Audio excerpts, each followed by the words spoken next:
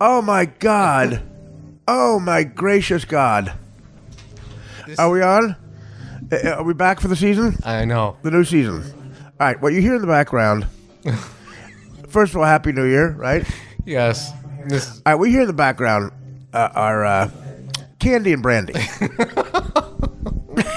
He's been seeing the promos for 3 weeks, folks. Yeah, now usually Candy and Brandy, when you think of two broads named Candy and Brandy who are sisters, you go, what, centerfold? You know, something that mechanics put up back when they go to get the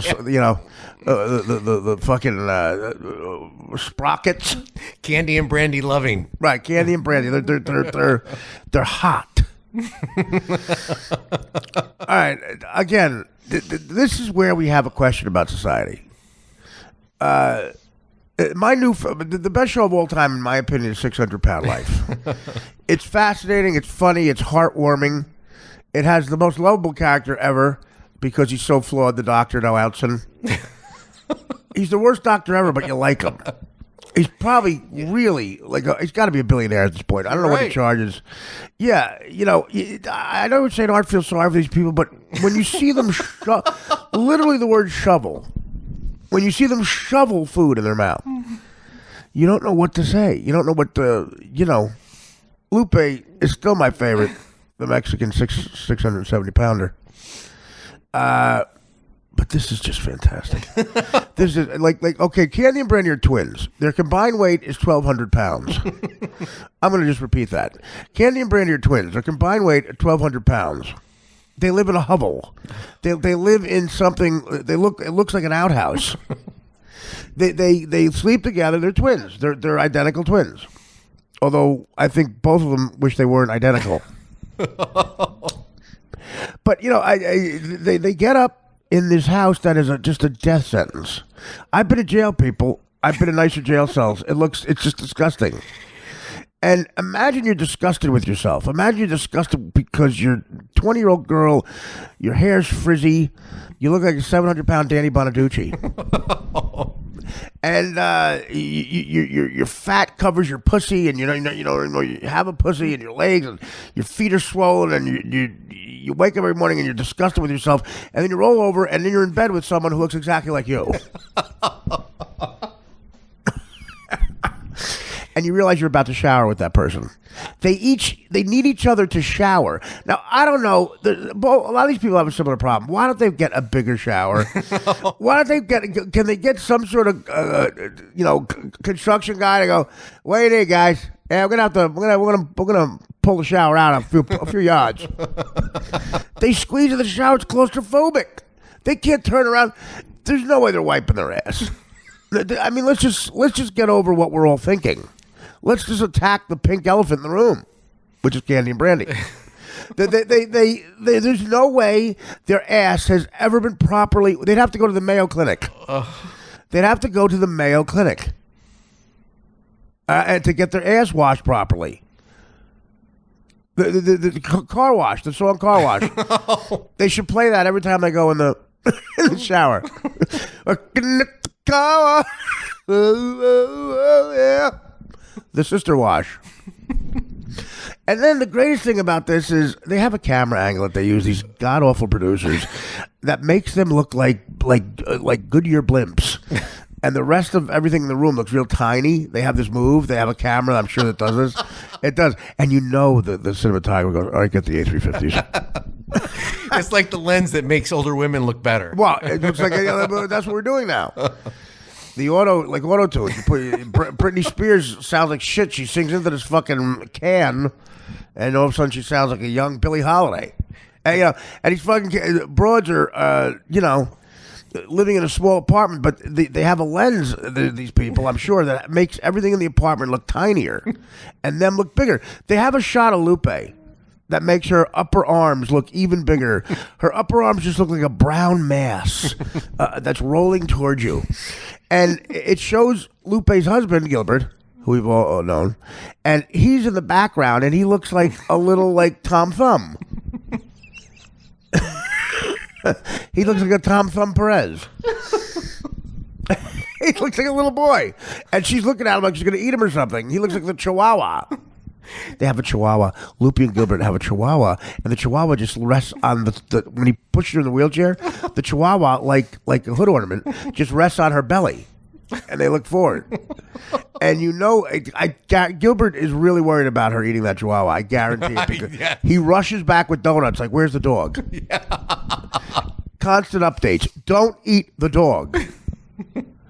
I don't know why. I want to eat the dog.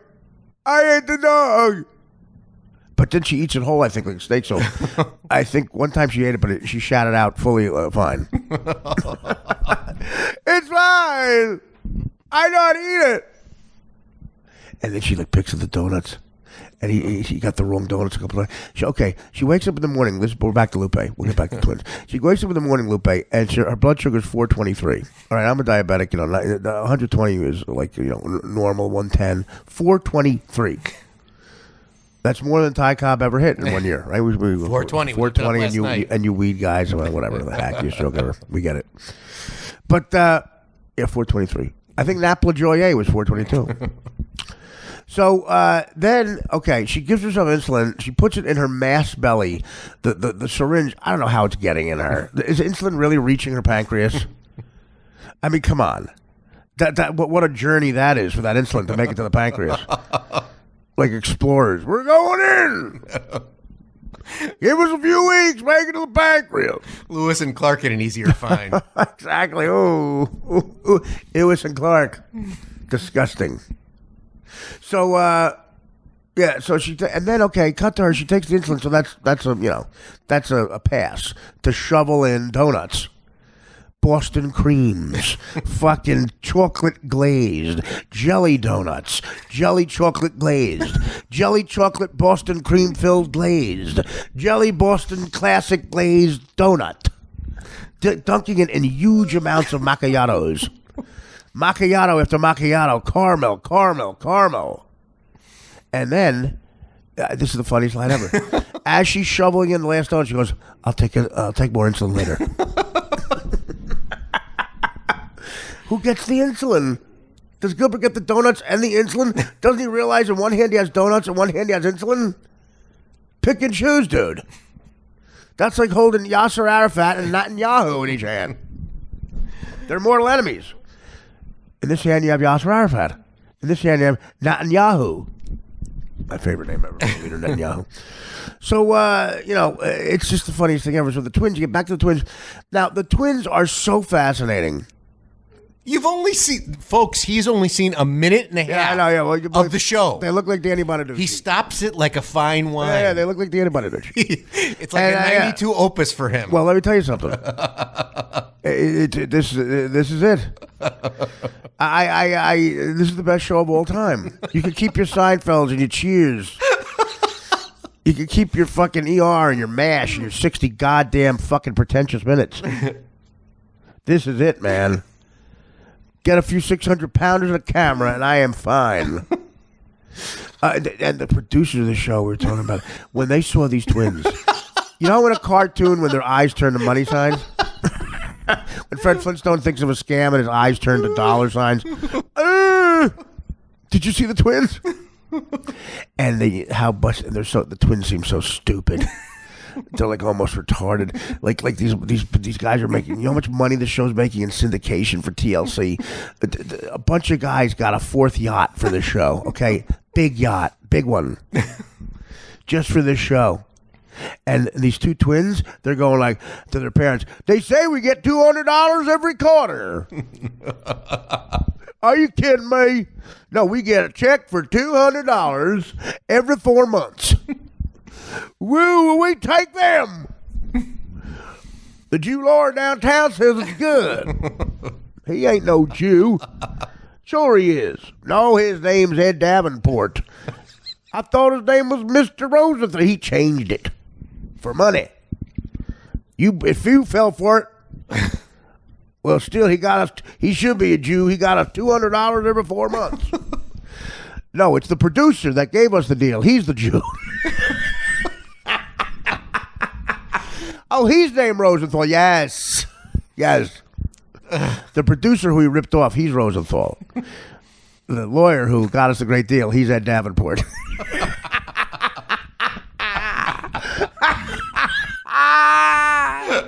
How come Mr. Davenport don't live in a big house like Mr. Rosenthal? I don't know. That's a good question. You think Mr. Rosenthal's doing something weird with the money? No, we clearly took him for a lot of money. I mean, we're going to be on Easy Street. $200. You know how many fucking wrenches that buys? And sweetie, you're going to have the finest house coat on the planet. And we're finally going to get you them seatbelt extensions, girls. Can we bedazzle our seatbelt extensions? Let's calm down. Don't get greedy. I'll ask Mr. Rosenthal in the morning. Oh, they're so fat. Listen, unbelievable. This is the same channel as that Kate Plus 8. You know, that Kate. Well, you could keep Kate Plus 8. So you know that they're saying that, you know what, we got to get a replacement for her. Well, no, this is I8 Kate Plus 8.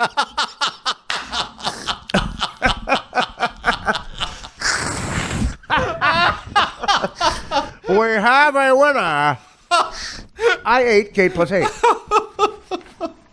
This is fantastic. It's a whole season. Did you see the promos? The one woman walks through the house, another white trash house. It's always like Kentucky, and it's like a monster lives in the other room. That's when the monster. Unreal. So anyway,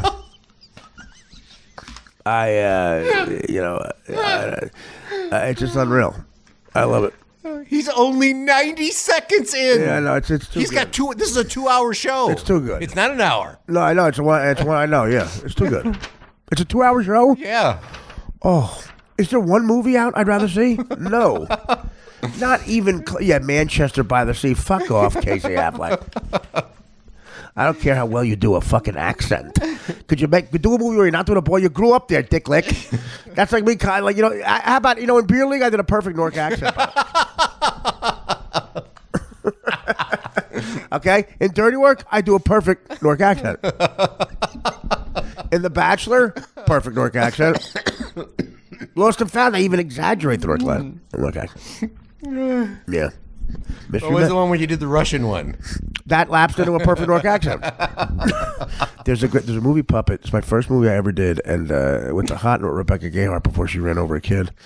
And Rebecca was a sweetheart, but anyway, beautiful girl. Oh, we shot that in the summer of '96. After the first season of Mad TV, I flew home to do a bunch of stand up in the city because I was getting offered a bunch of stand up gigs, being on a sketch show, and I found out the show got picked up for another year, so I came home, paid some bills, and did stand up, and I got an audition for this independent film, and I went and I had to do a Russian accent.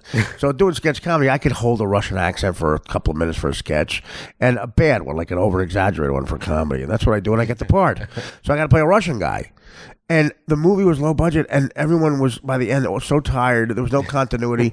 And at some point, I didn't realize it. No one told me to remind me. I stopped doing the Russian accent. So literally, there's scenes, in the movie you shoot it all out of continuity. There's literally a scene where I'm in a room, and I'm talking in Russian, going, I've got to go see about the babushka. And I walk into the other room, which is shot like a month later, and I go, hey, did you see that girl around?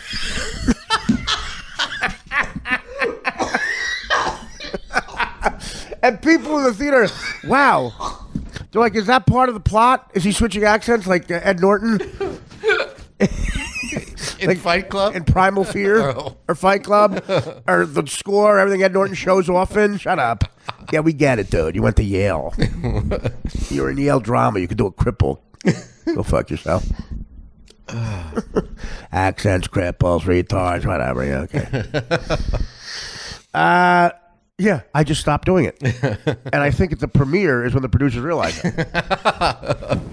It got through the cinematographer, the director, the continuity people, script department, the second AD, the third AD, the editor, the assistant editor.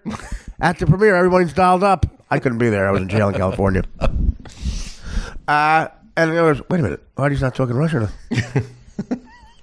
I think in the press release, they had to deal with it. They said, and watch how Artie Lang switches as a double agent. A plot that's not really thought out of the film. A plot you don't see in the film. It's for the sequel. I was in L.A. I went back to L.A. doing Mad TV and Legal Issues, and when the premiere happened, and my manager Peter Principato at the time went to the premiere, and he said, "Rodney, I'm not expecting big things." Put it this way: months later, I didn't get a call. We're capitalizing on the puppet heat. The puppet heat. Puppet. It was about a puppet. The director was a guy. I think he was from Honduras. And the producer was a shady white guy. He did a Russian accent. No, I'm saying whatever. Good people. But the whole thing was we got to try to get a puppet because there's cocaine in the puppet or something, whatever. We're after Russian mobsters. And, or something in the puppet could get us thrown in jail. So the director had a South American accent. Very brown person. And I said... He goes, this is all his direction was. Fred Weller is in it. Peter Weller, the RoboCop. Right. His nephew, or son, not nephew, Fred Weller. You see him in all episodes of, like, Law and Order. New York actor, theater guy. Very good actor, actually. And nice kid. And Rebecca Gayheart. Steve Landesberg, who played Dietrich on the Barney Miller, was there. He's in the movie. And I met him. I met Dietrich. That was the most great thing ever. And I jerked off to Rebecca Gayheart every day in my trailer. 3 times. She was dating the director Brett Ratner at the time, who looks like me. So I thought I had a shot based on that alone. Problem was I didn't come from a rich family and have $1 billion. And be the hottest director. Guy made $200 million by, here was his career. He made $1 billion pointing a camera at Chris Tucker and pressing on. Whatever, rush hours. I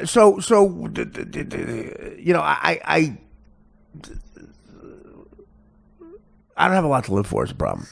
That's why 600 Pound Life is. I just enjoy it. I enjoy it, and am I an asshole for that? I'm an evil person? It's out there in the world, and I'm consuming it. Dan, your thoughts? It's on basic cable. It's on basic. Thank you, Dan. It's on basic cable. So anyway, in Davenport, we're gonna watch the Twins tomorrow. So here we go. Over the break, we left you with a task. Fans of the show on the internet to list the top 10 moments, bits, there's sections of shows that you like the most. We did something. Sometimes you lapse into a conversation, it turns to a whole conversation. Sometimes it's a pre-planned bit, a guest, an interview. It could be a few minutes, it could be 10 minutes, it could be half the show, all the show, whatever. And we said, what are your favorite bits or moments from the by the way, tomorrow, 2-year anniversary. 2 years. Danny and I doing this. Thank you, Dan. Good job. And no one thought we could do it. No one thought we could do it. But we're at our 2-year anniversary. This is our 346th and our 347th show will be out.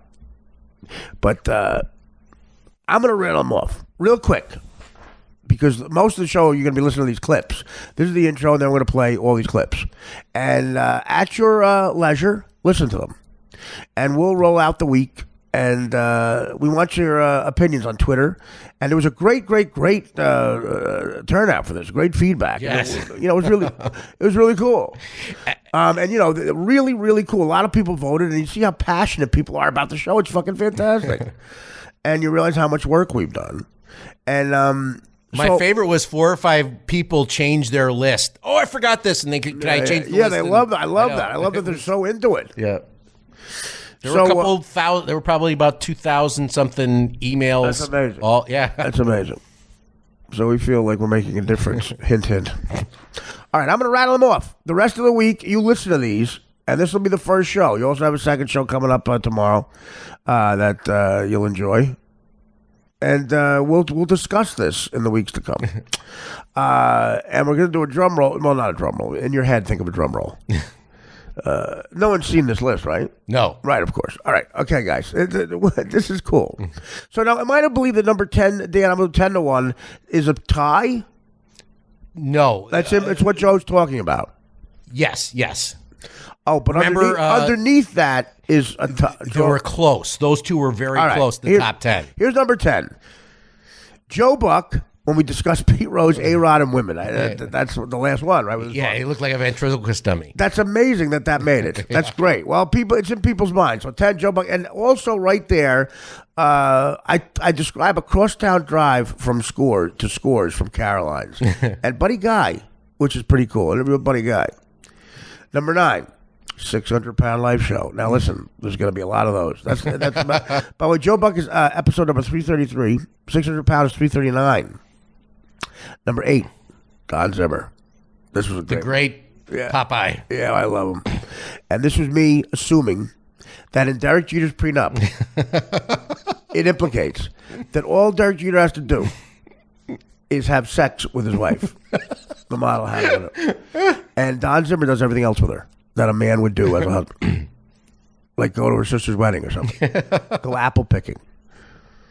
As they die in me, Derek, I'm with her parents. Yeah, what do you want? Shoes? Yeah. I do a Don Zimmer voice.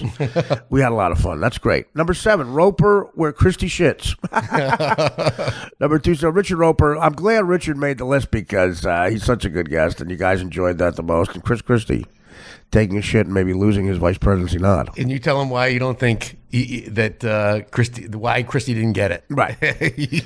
Number 6, Shit on a Plane with Gilbert Gottfried. Me and Gilbert doing a lot of very, very insanely racist things. One of them imagining a black movie, Shit on a Plane.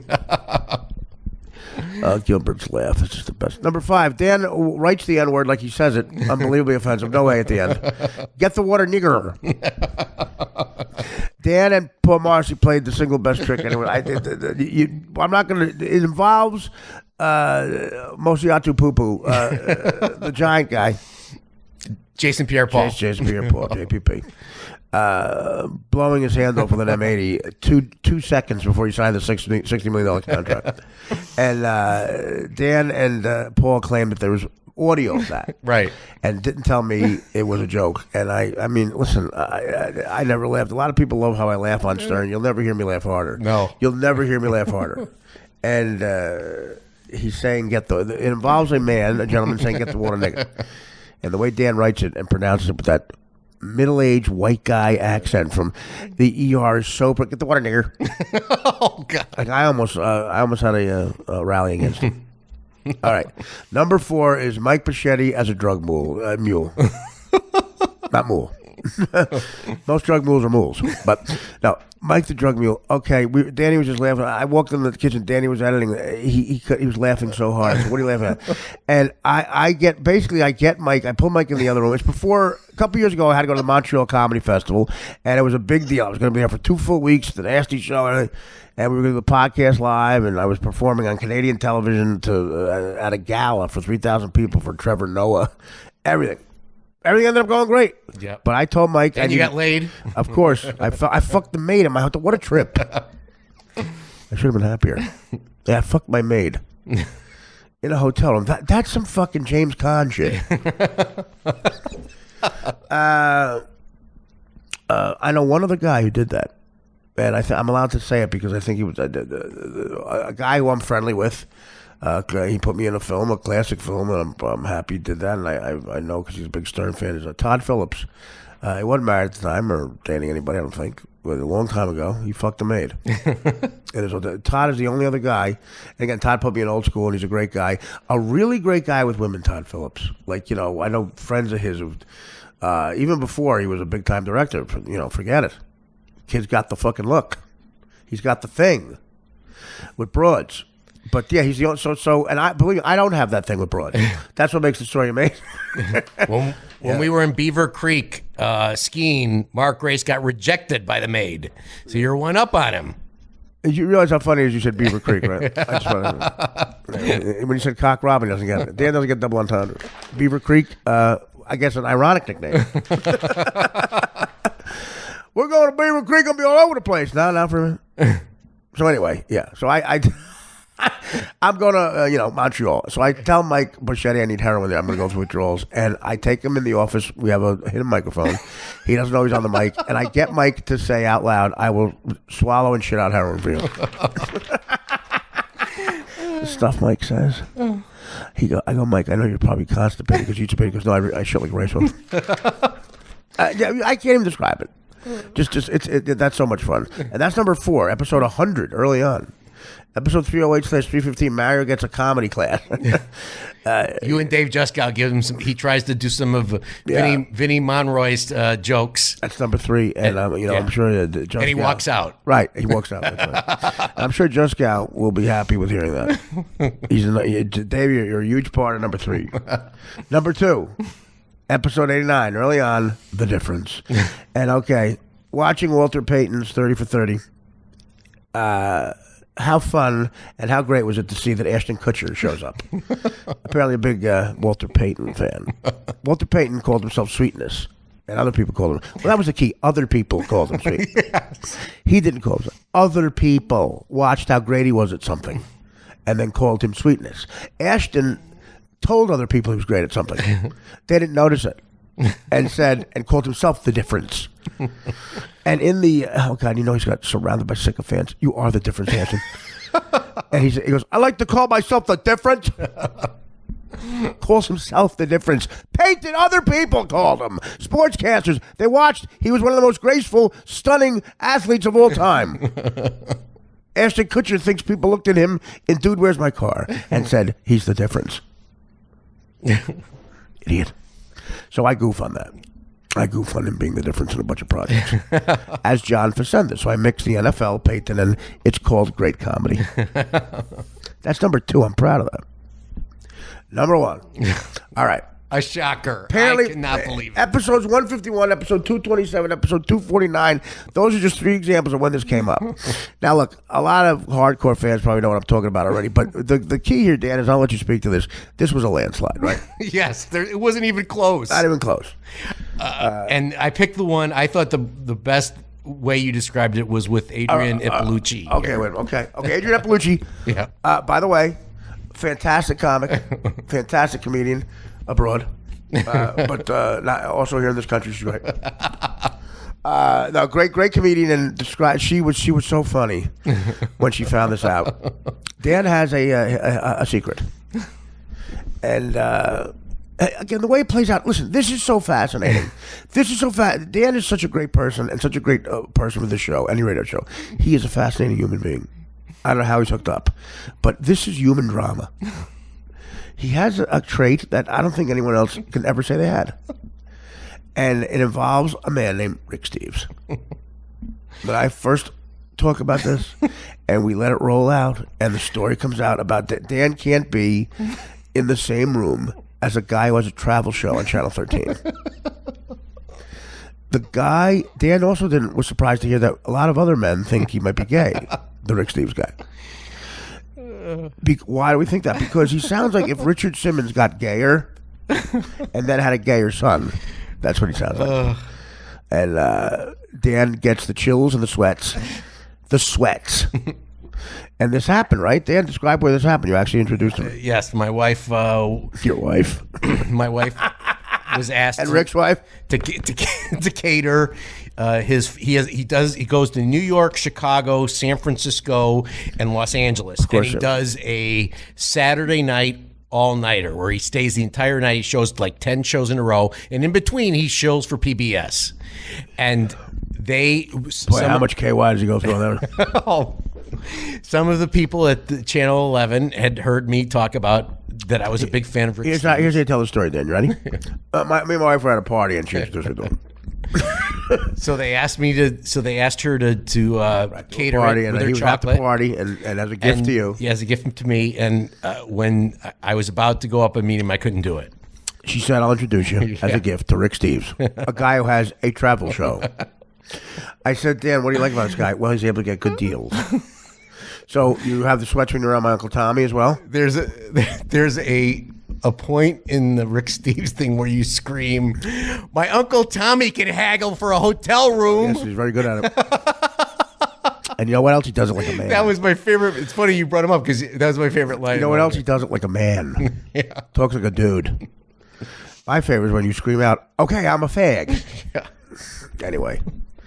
Rick Steves, and that's the heart. I like that this is number 1 because it's the heart and the soul of what mine and Danny's relationship. I never in my wildest dreams would think he would be number 1 ever. Yeah, well, He likes to push number 2. So let me tell you something. There it is, guys.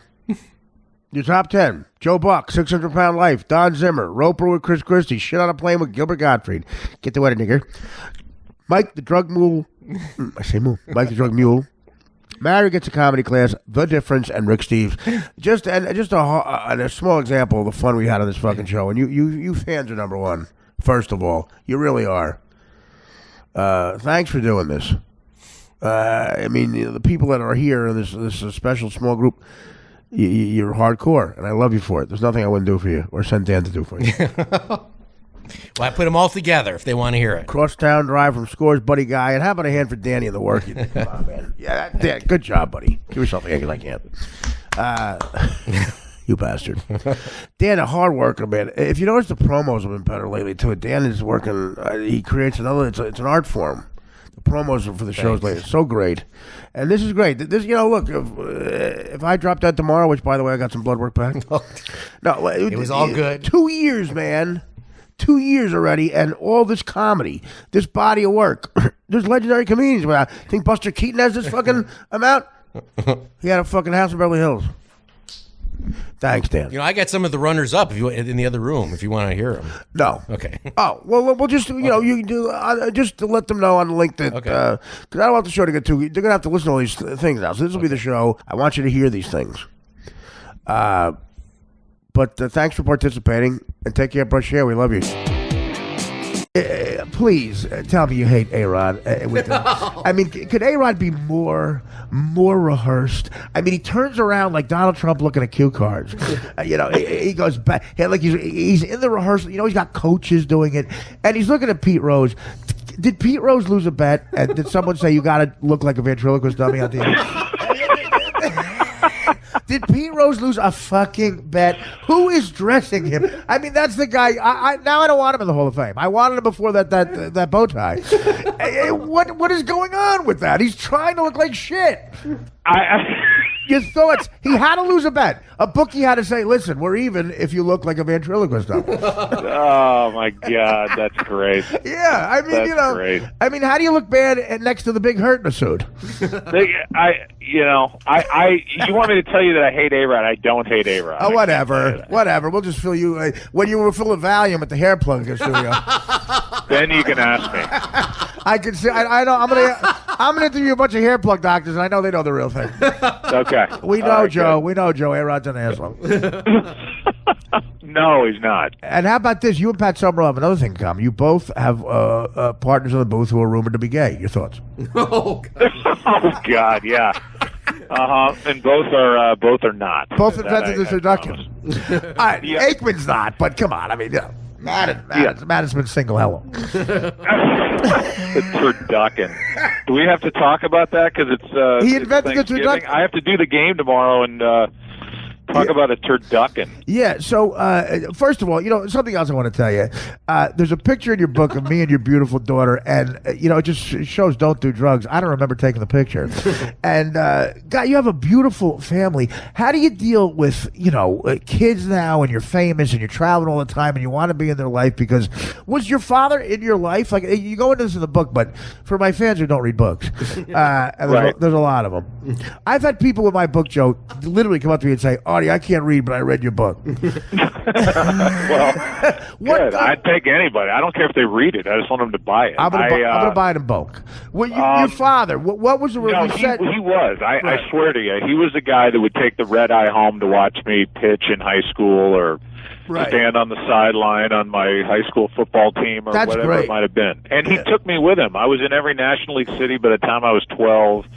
He and I would stop in Vegas on the way home after a trip through L.A., back towards St. Louis, and he'd hand me a $20 bill, and I'd go play Donkey Kong, and he'd shoot craps all night. That's great. And in the morning, he'd come to the night, open the door to the hotel room, grab me, I'd be packed and ready to go, and off to the airport we went, and it was either I got a wad of hundreds in my hand, or we worked for free this week, Buck. Don't tell your mother. That's awesome.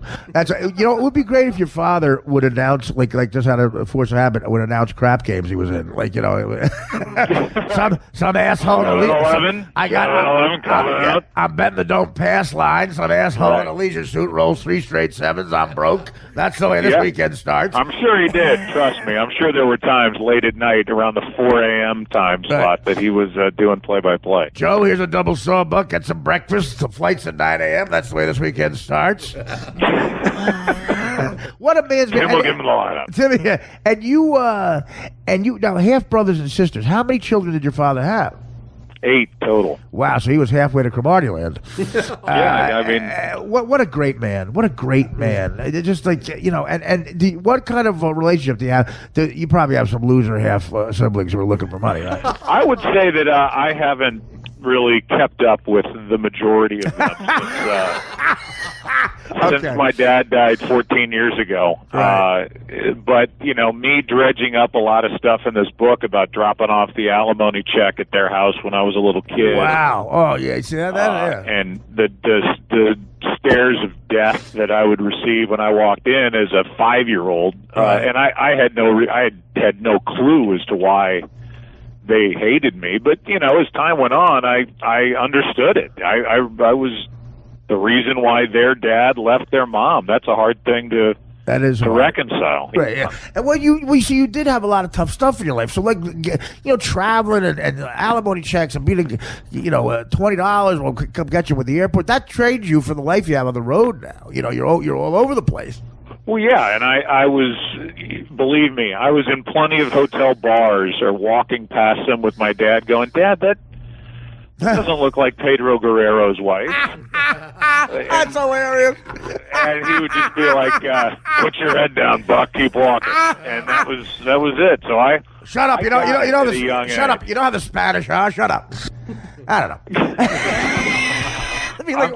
Awkward pauses. I have so many filters, first of all, that you don't have, but well, I can't. That my dad didn't have to have. And in this day and age, I mean, it is... You better be careful if you doing my job. If you step out on a limb at all, or you go veer out of the center lane, it sucks. You're gone. You're not going to last. So it makes everybody boring.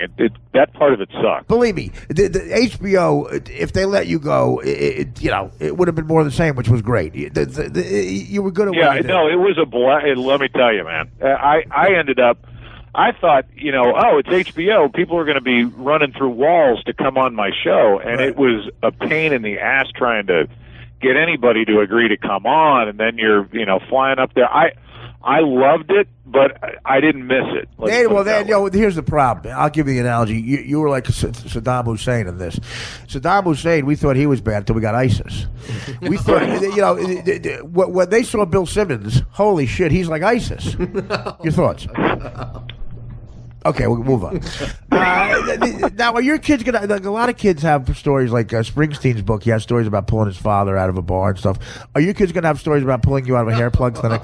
Yes, yeah. with my head looking like I put in a lawnmower. Yeah, they're dragging me out. Kids, I hate you. I never loved you. Dad, that's not your hair. It is my hair. That's not Pedro Guerrero's wife.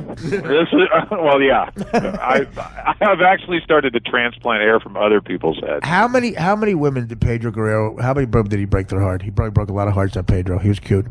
What now? I recommend this book to anybody because again, whenever sort of an iconic figure who's known for a mainstream job opens up like this, it's great. You're honest, and don't shoot for the stars. My book was #1. That's not going to happen. That's not going to. I have better stories, but I bought your book. I know. I wrote the friggin' foreword, and I bought your book. I gave my book to your book to my neighbor. So I'm gonna have to. Okay, good. Thanks. You have to tell Pete Rose not to dress like that. You have to pull him aside like an intervention and go, Pete. Pete, you have more hits than anybody in history. Take the fucking bow tie off. I will. Now, how many? From me to you, I will make that happen. Although they think that's like a cute look for him or something. Would you leave? Would you leave one of your wives around A-Rod alone? No. Yes. Yeah. No, you wouldn't.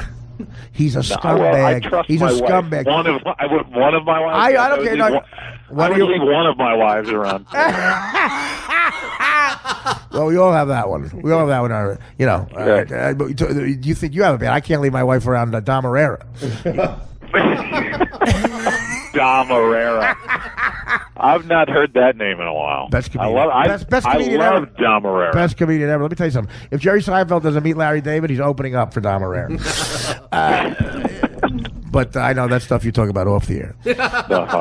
Now, what is your Troy Aikman? Gun to your head, Troy Aikman or Tim McCarver? Who would you rather party with? Rather party with Troy Aikman. Does Troy Aikman party?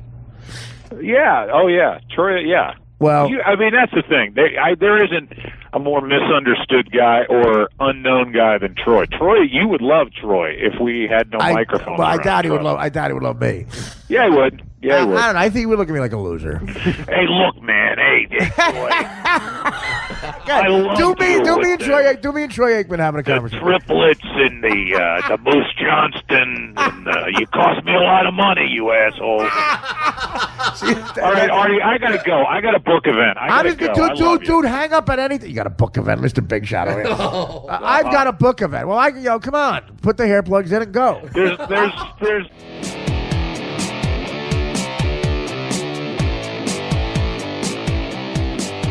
The Artie Quitter, Artie Uncensored, whatever the fuck the name of the show is, podcast. Still don't know.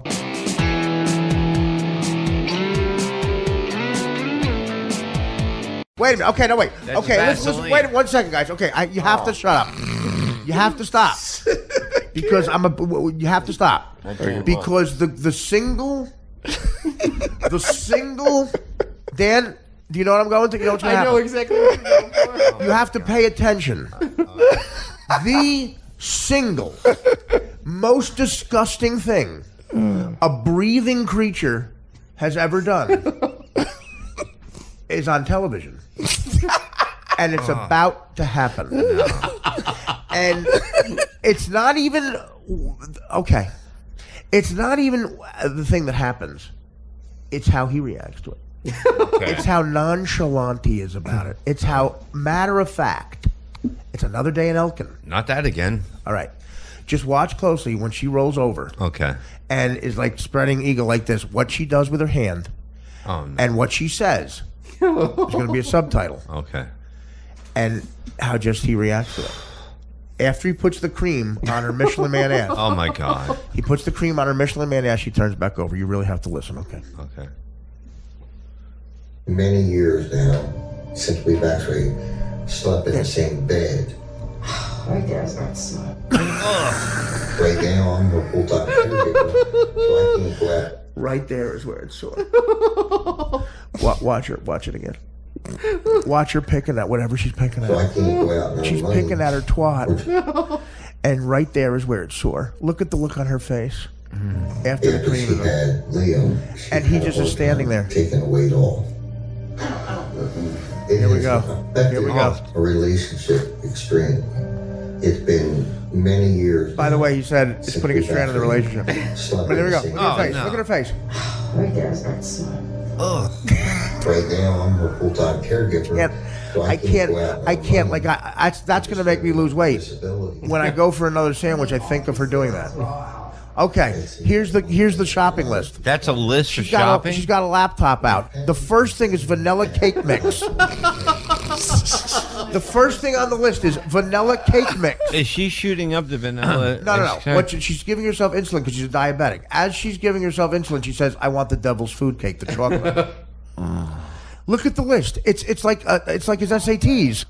It's on her laptop. Then I could lose her.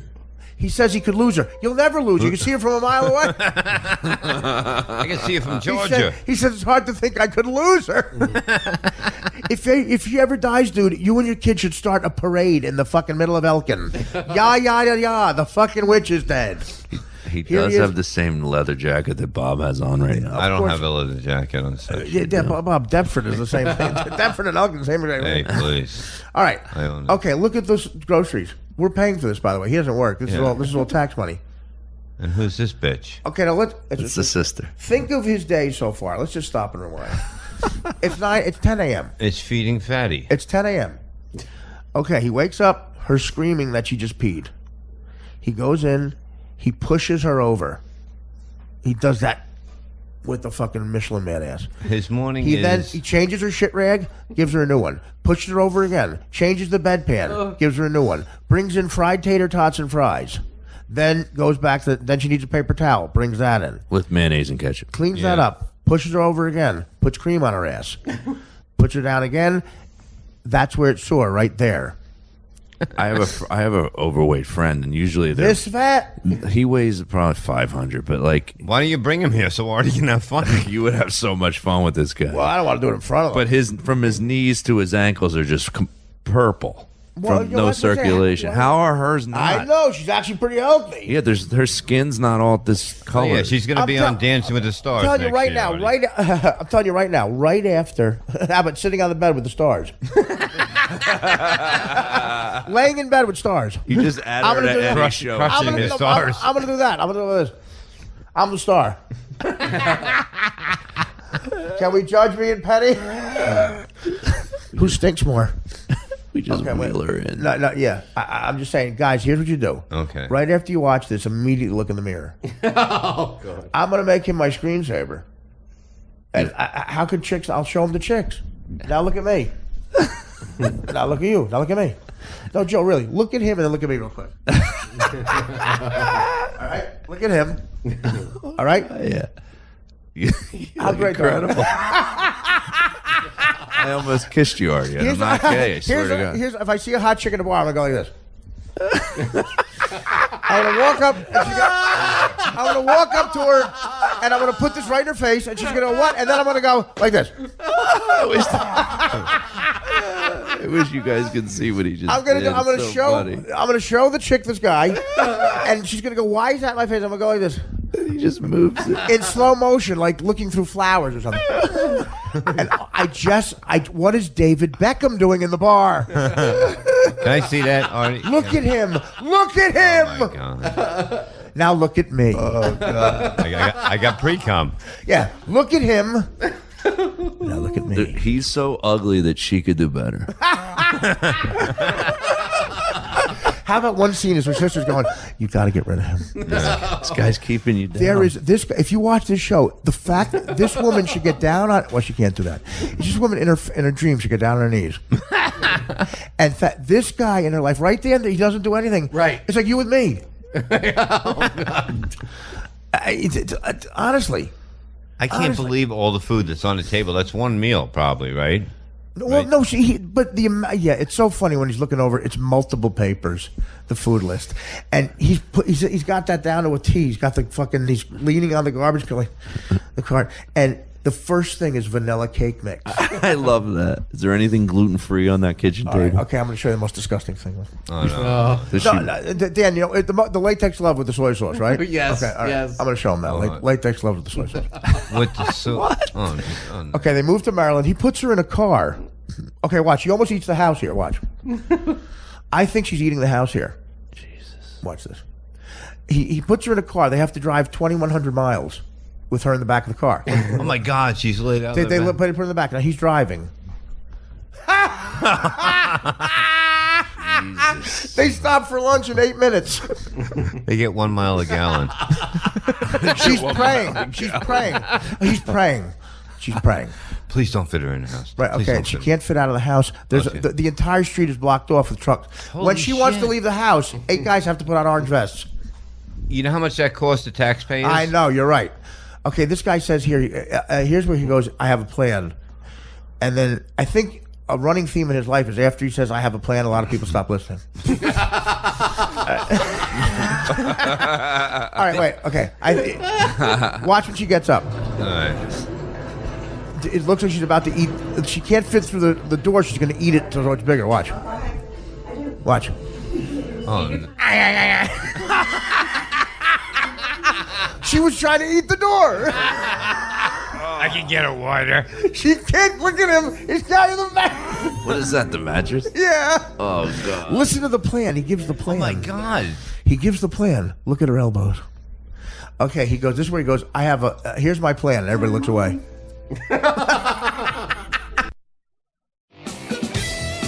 Subscribe to the Artie Lang Uncensored podcast at artiequitter.com. I remember when you did a guest spot on the Norm show. Yeah, I remember that. Again, if you do, that's great. That was so fun. Well, that was so fun. It was a blast because it's Norm, and you guys, knew how to make each other laugh.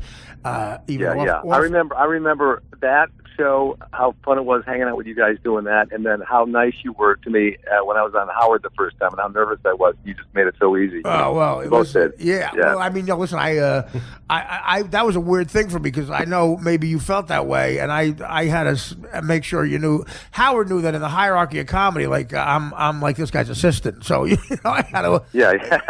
And he always trusted me with that because he always thought you were funny. But I don't know if you remember what you did with me. There was a big break in between rehearsals, and we were on the Warner Brothers lot, and that lot was insane at that time. The late 90s, it was us on stage 12, and it was Drew Carey next to us, Ray Romano, ER, The West Wing, and Friends were all within 20 feet of us. So a tour bus would go by, and this happened. Well, I can remember, as a Springsteen fan, right after that happened, he got married in '85 to this redhead model. She was doing Fletch Lives with Chevy Chase. She was in that. And Bruce was on the road in, Europe. I'm going, the guy who wrote Backstreets and Thunder Road is not putting up with the Fletch Lives script. She probably same exact thing. I got this offer, but I can't go on tour with you. It's Fletch Lives, big opportunity. It's Chevy Chase. She's... You're holding me back. Yeah, it's. You're right. She's going to be having those conversations. Do you know who Ed Helms is? No. Why? You weren't watching The Office? No, I was always fucking somebody during The Office. I was either playing a baseball game or having sex with somebody while The Office was on. So he's real funny. We're bantering back and forth. The rehearsals are great, and he's. I don't know. You're right. Want to run lines with me? No, Don Zimmer's going to run lines with you. Don, he was the coach, and he's a big fat guy. Yeah, he's gonna run lines with tobacco. All right, I'm Ed Helms, honey. Come on now, let's run this. Come on, honey, let's run this. What are you doing now? Hey, you're looking hot. I'm married. Sure, you're looking hot. Come on now. Derek wants you to improv with me. Don Zimmer runs lines. Huge fat Don Zimmer with a plate in his head. All right, now we're gonna run some lines. Oh, keep it up now. Hustle it up here, honey. Come on, Hannah. No, I don't believe you. I don't believe you're driving a Ferrari. I don't believe this at all. You're supposed to be Southern. You sound like me. Derek's out. He'll be back. He went out with a comedian. That's fucking hilarious, Don Zimmer. I'm sorry, I'm cracking myself. I'm thinking of Don Zimmer. Don Zimmer just does everything that she like. Derek, beside all Jeter does is fuck her. Don Zimmer does everything else with her. Don Zimmer's gonna go to your sister's wedding. I don't want to go. Come on, now, is there a buffet? What's going on? Yeah, I'm Don Zimmer. I'm here with Hannah. Yeah, Derek couldn't make it.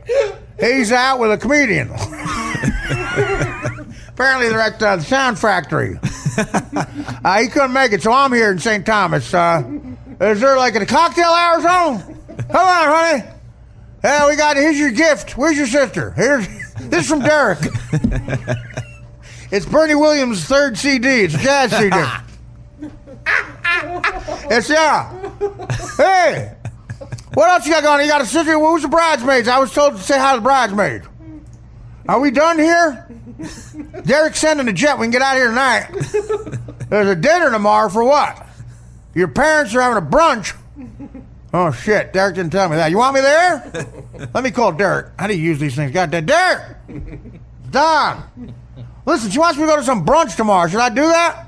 All right, I'll keep an eye on it. I'll be at the brunch tomorrow. I need another suit for that.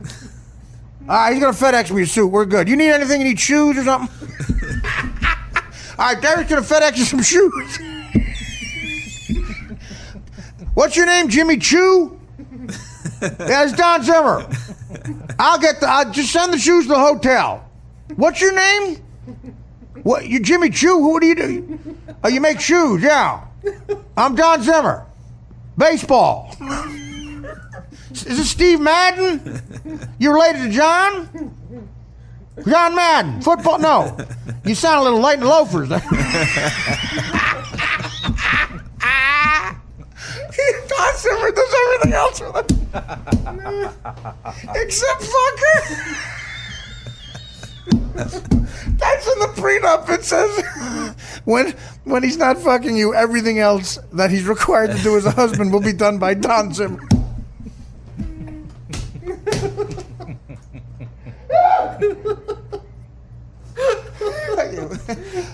Apple picking. All right, we're going apple picking. I got the car picking her up here, Derek. I'm with her. Where are you?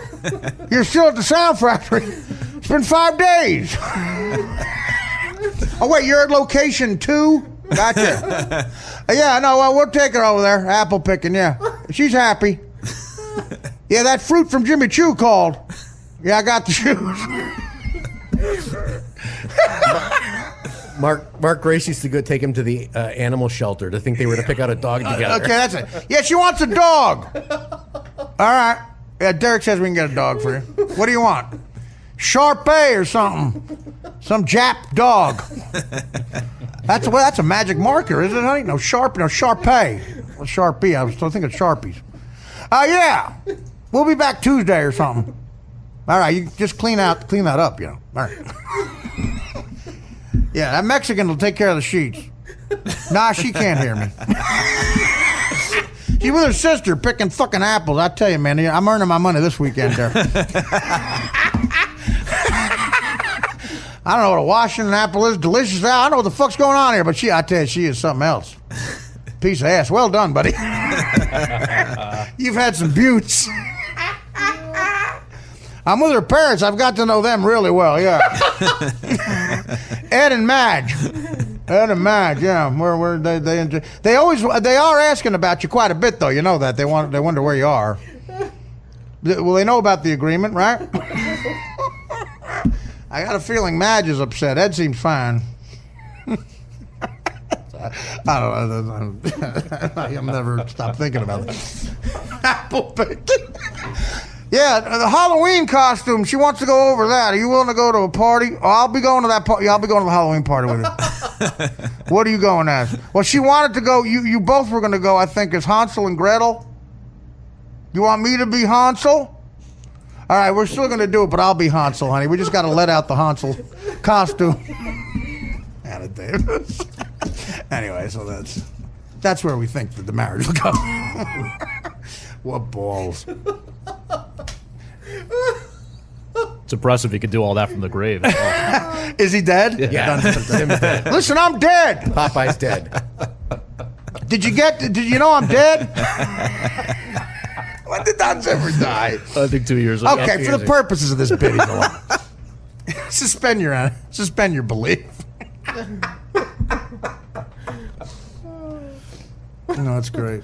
This is Zeppo Zimmer. It's his brother. Oh, God. If she ever lost him, all she had to do was find a magnet. He did. I had a plate in his head. Yeah. He got hit with a pitch in 1938. Oh, my God. I can't stop. What kind of plate? They put, what do they put? 38. What are they putting in your head? Yeah, they put something in my head. That's a plate of some kind. I don't know. Leftover from dinner. I just know, I could tell you 3 days before it's going to rain. No, we're not playing the Twins Saturday. No, it's going to rain. I don't care what he said. Yeah. Oh, God. All right. Okay, for that bit, of course, pretend he's alive. Mary, just go to sleep. You are terrible, Mary. What the fuck, man? I'm watching Ben Carson literally yell at the Republican convention, I'm his black friend. I mean, a guy that Trump, at one point, if you remember that speech, that's when everybody thought Trump went off the rails, when he imitated Carson's knifing story as a kid. Yeah. And called him a child molester that couldn't be cured. And he's out there now because you know what? They crave that spotlight so much. Sure. And in their minds, they're all going to run in 2020 when Trump loses. That's what they're thinking. So, Ted Cruz, who was called a liar for 6 months, whose wife's looks were insulted. Chris Christie, who was called every name in the book, and they're still going to take that speaking gig on that stage. And it's like, I find them more shameful than Trump, because Trump is who Trump is. I really believe that that's Trump. He's it is him. He's absolutely out of his mind. It is him. But that's who he is. Now, I also love when he trots the kids out. Now, Donald Trump Jr., who looks like the villain in every John Hughes movie in the 80s. Oh, I'm so glad you said to me. I said, you know what? I said he's the guy that Columbo tries to outsmart Columbo. Yeah, and he's like tries out. Yeah, every movie where the cute girl says "stop it," and he won't, and then Andrew McCarthy beats him up or whatever. Right. But I'm watching this one, it's not good, and they're of course Fox and CNN, they got to put up all those healthful facts. And they say Donald Trump Jr. is an avid hunter. And there he is with his slick back hair, and there's his fingers that have never worked a day in his life. And they're like, Donald Trump Jr. is an avid hunter, and I'm like, I'm sure he's out there like De Niro in the mountains of Pennsylvania with a bow and arrow. He's like one of those guys who's like, pull the limo over here, hand me the hand grenade, and blows up the endangered species. Yeah, no, he runs a robot. He has a police robot that he runs. He just puts a bomb on it. He puts a bomb on it, and he makes it go towards sleeping pandas. Now there are only 299 white tigers in existence. Right. Pull over. Are those sleeping baby cheetahs? Yeah. I want to see the youngest one, and look, he's a child. Whatever his name is. Barron, but I feel like he's going to come out on the last day on the tricycle, like the kid from The Omen. You just know that poor kid.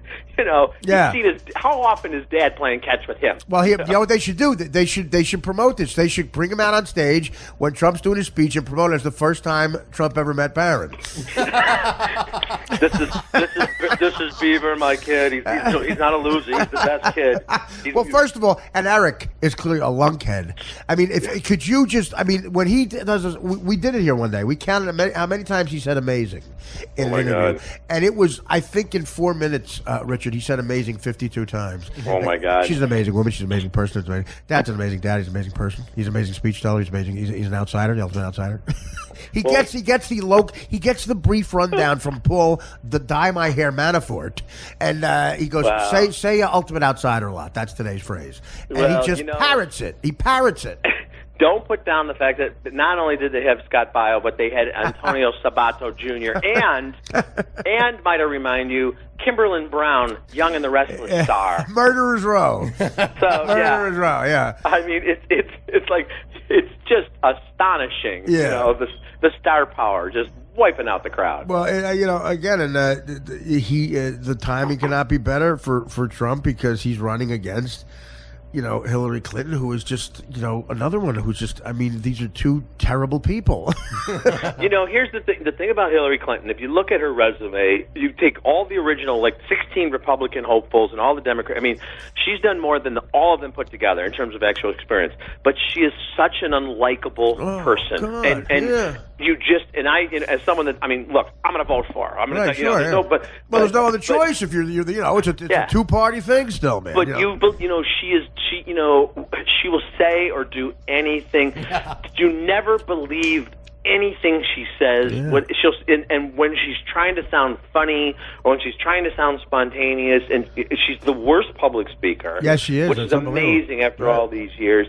And you just watch this and you go, she's got she has no the old saying, have you no shame. She has none. She would do anything. Well, she wants to be bright. You could tell from the beginning when she met Bill Clinton. You could almost tell when young kids in Arkansas saying, "Look, okay, I'll be the backup for a while, and but the goal is I get to be president too, and that she is going to make that happen, no matter what." And the fact that Trump is even tied with her, Donald the Apprentice Trump is tied with her, shows how much people must get, or she was in a real battle with a 98-year-old.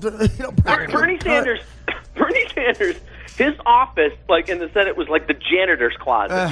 There's always one or two cranks. Right, exactly. Everyone goes, oh, whatever, what Bernie.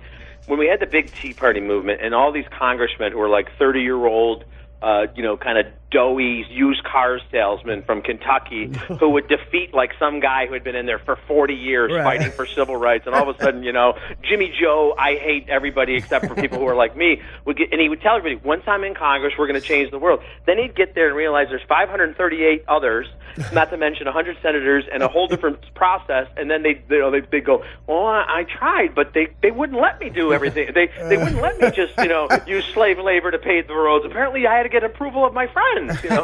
Apparently, no, they showed me scientists' findings that Mexicans are human. I didn't know that when I made the promise. Look, we had a guy elected in Illinois named Joe Walsh, and it was mainly because people thought they were voting for Joe Walsh, the other guy. I swear to God. I mean, the guy was a complete disaster, but everyone's like, Joe Walsh, that's great. It's not, because, of course, he'd play Rocky Mountain Way. By the way, I tell you what, off the stage. If the guitar player Joe Walsh ran on a third party, I hope he would win in a landslide right now, President. Life's been good. That's how it works in Chicago to this day. And Dan, your producer, could tell you this. For judges and all that kind of stuff, if anybody's got a maiden name or a cousin's name that's got an O'Malley or a Rourke or a Kelly, so it's like Juanita, Benita, O'Rourke for judge. Well, you know what Hoboken is? The Frank Sinatra birthplace where I am right now. It's all Irish bars with Irish names owned by Italian guys. Yeah. It's like, welcome to O'Doul's, I'm Vinny. Welcome to O'Hallahan's, I'm Marco. Top of the morning to get here. Right. That's what they do. Yeah, an Irish name, but it really brings it a bunch. Boy, Danny Boy's a little bit of a whiner, wasn't he? We got it on a jukebox. If you want to hear it, I'll leave you with this. I'll leave you with my fucking theory why Chris Christie didn't get the nomination. He was on that plane with them for like 3 straight months, and if you noticed, it was like a gag. At every stop, he was loading himself up with food, like it was almost a joke. And what goes in has to come out. And I don't care. I did this before. It cost me a deal. A hedge fund guy, flew me to Detroit. I remember that. Right, and I had to take a shit on the private plane. I said, I'm going to lose this deal, but I have to shit. It's either this or shit in my pants and I get arrested. So, I guarantee Ivanka Trump, who's like Miss Perfect, might have opened the wrong door and saw Chris Christie taking a shit with his shirt off.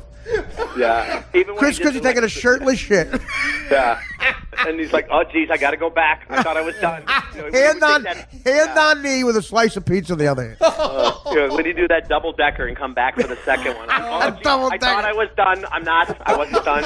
Ivanka Trump crying, pulls her father aside. It can't be him. We'll fly commercial. Chris Christie's catchphrase. That was me. That was me again. That was me. Sorry, guys. Me and the other kids, as spoiled as you are, we'll fly commercial with people. We'll be around people. But I like that. I like controversial. I'm not a shrinking violet. I like Artie Lang. I like his comedy. But Llewellyn was on the show, and she was a Llewellyn. Here we go. No, it was again. Gilbert and I just seem to find this. Llewellyn was a heavy-set African American comic woman. She. I'm sorry, I'm not familiar with that term. Well, right, because it's a term that makes no sense. Like your favorite African American actress could be Charlize Theron. Yeah. And my favorite African American entertainer, Juliette Brown. Right, exactly. It doesn't make any sense. So. Anyway, she was in Barat. I guess that's her big the Sacha Baron Cohen. Yeah, she played the hooker in Barat. Yeah. And she's been in a couple Adam Sandler movies, and she's an enormous black woman. Very nice, very sweet. And she has dyed white hair. She's very nice, and she I guess she's older. She got into this business later in life. She actually did major time at LA County Jail. She's open about it. Yes. Yeah, she talks about it. And she's about 4'9", 320 pounds. And she has these press, I guess they're press-on nails. Those nails that are very scary. Yeah, like way. Very she has like frightening 18-inch nails. Yeah, and they curve around. to where like you're looking at them going like, there's no way she can wipe her ass with those. Man, that's all I obsess about. Like, how does she take them off? Like, what if she has to shit on a plane? Does she take them off on a plane? Like, how long is she going to be in the fucking bathroom on a plane? I was in that movie, Shit on a Plane.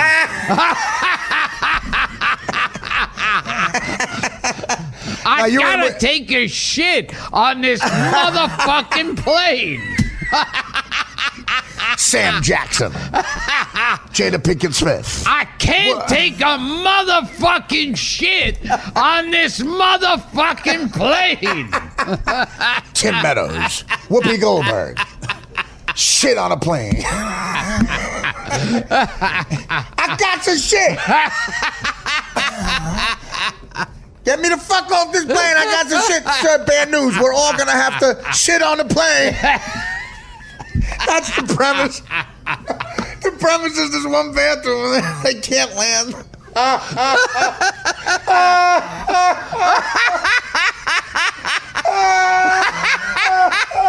That's it. I'm done. I'm getting out of show business. That is the single greatest. I want to pitch that today. I want to go, Dara, as soon as we leave here, we're going to William Morris. We're saying, Gilbert and Artie have an idea. Shit on a plane. You're gonna notice a pattern in the actors we want to have play. Everyone's an overweight black actor. Anthony Anderson. Sam Jackson. Jada Pinkett Smith. Charles Dutton. The premises they have to Cedric the Entertainer. The premises they have to circle an airport because of terrorist attack, and then they realize there's one bathroom, and then at some point they go, "Hey, we all gotta shit on this plane." Shit on a plane coming this fall. Dropping in a theater near you. When does this movie drop, Cedric?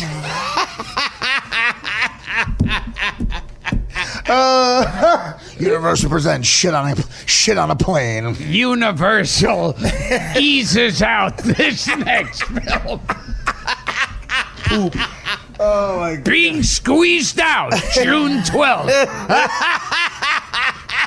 Oh my God. Oh man! The sequel will be shit on a plane #2. This time it's personal. This time it's loose.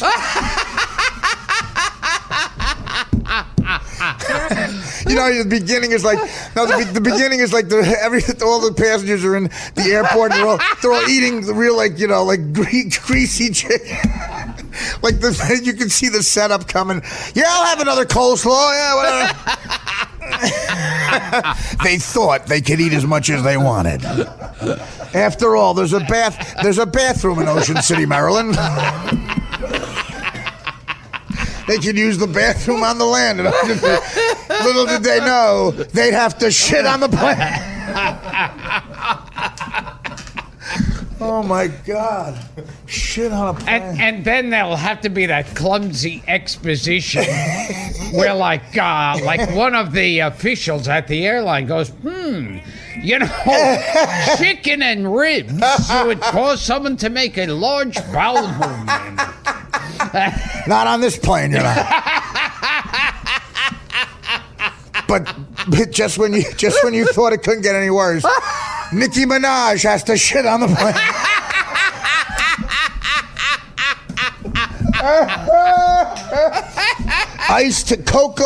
Ice-T's wife Coco has to shit on the plane.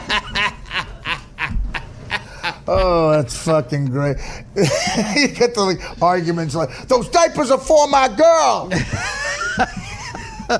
Oh, man, that is fucking shit on the soul from the makers of Soul Plane. Airplane. They've done everything on a plane except shit on a plane. Oh, that's fucking great.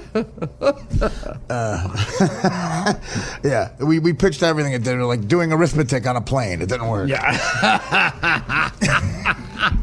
Farting on a plane? No, not quite. It's almost there, but it's almost there. Oh man! All right. Wait a minute. There's shit all over this plane. The rescue team. God damn it! There's shit all over this plane. Special guest appearance from George Kennedy. Then you see like Jim Carrey gets out at the end. Do not go in there. Oh God. Oh God. Okay. Well, I have to say, we're gonna take a break. Let's take a break. I really have. I'm busting again. November 11th, by the way, we'll be at the. Actually, now I mean we're not gonna be anywhere. The New York Comedy Festival is just canceled. We're gonna have to. I don't know. Gilbert and I probably will be doing that bit at a strip club in Secaucus. And my podcast is Gilbert. In conclusion, Gilbert Gottfried's Amazing Colossal Podcast on GilbertGottfried.com. Or as Gilbert's family knows, it's the only connection he still has to showbiz.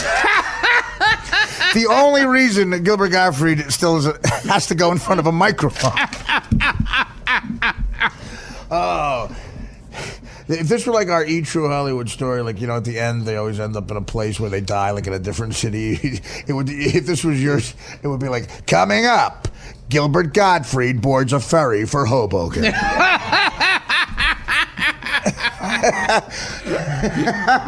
You are not shitting on this plane. All right, we'll take a break. You are not shitting on this ferry.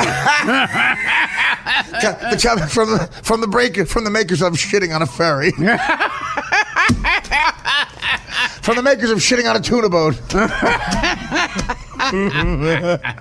From the makers of Shitting at the Port Authority.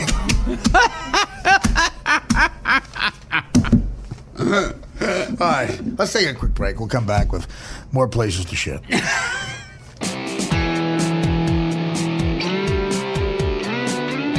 As boring as this is, it's more fun than my regular life. Blah, blah, blah, you know? And do they have the audio of that flipping or the video? Of what? Of the actual, they were filming it. Oh, that's the other thing. Everything's on film. It's unreal. Is film of this? Yeah. Why does it, you know, I've done some movies, shot TV shows. Why does it take 4 hours to set up a shot when a kid with a phone can get a perfect shot of a cop shooting a guy in South Carolina? You can't see him on my camera. My shit all fucked, so it don't even matter. Oh, shit. Oh, Jesus. Lord Jesus. Oh, Jesus Christ. Oh, Jesus. Oh, Lord Jesus. Oh, shit. Whoa. That was awesome. That was awesome right there. God damn. I thought he was dying. Oh, shit. Oh, shit. Oh, Lord Jesus. Oh, Jesus. Get the water, nigga. Jesus Christ. Lord have mercy. Get the water, nigga.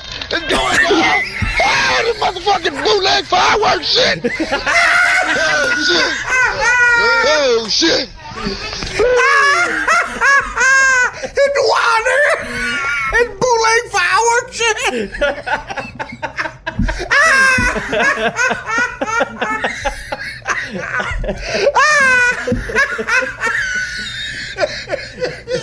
That's the funniest tape I've ever heard.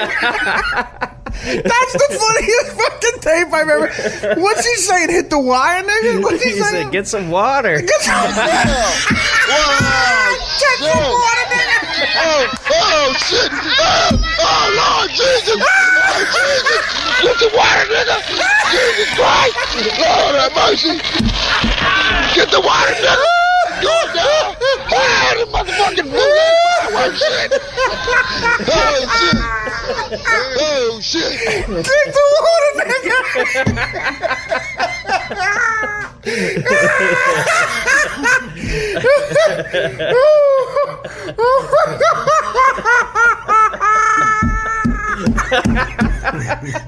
I'm gonna throw the fuck up!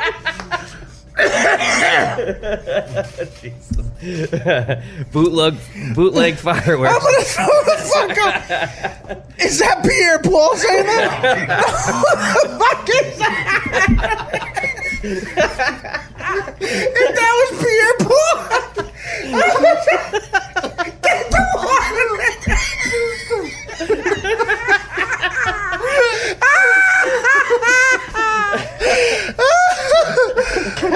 Oh Lord Jesus!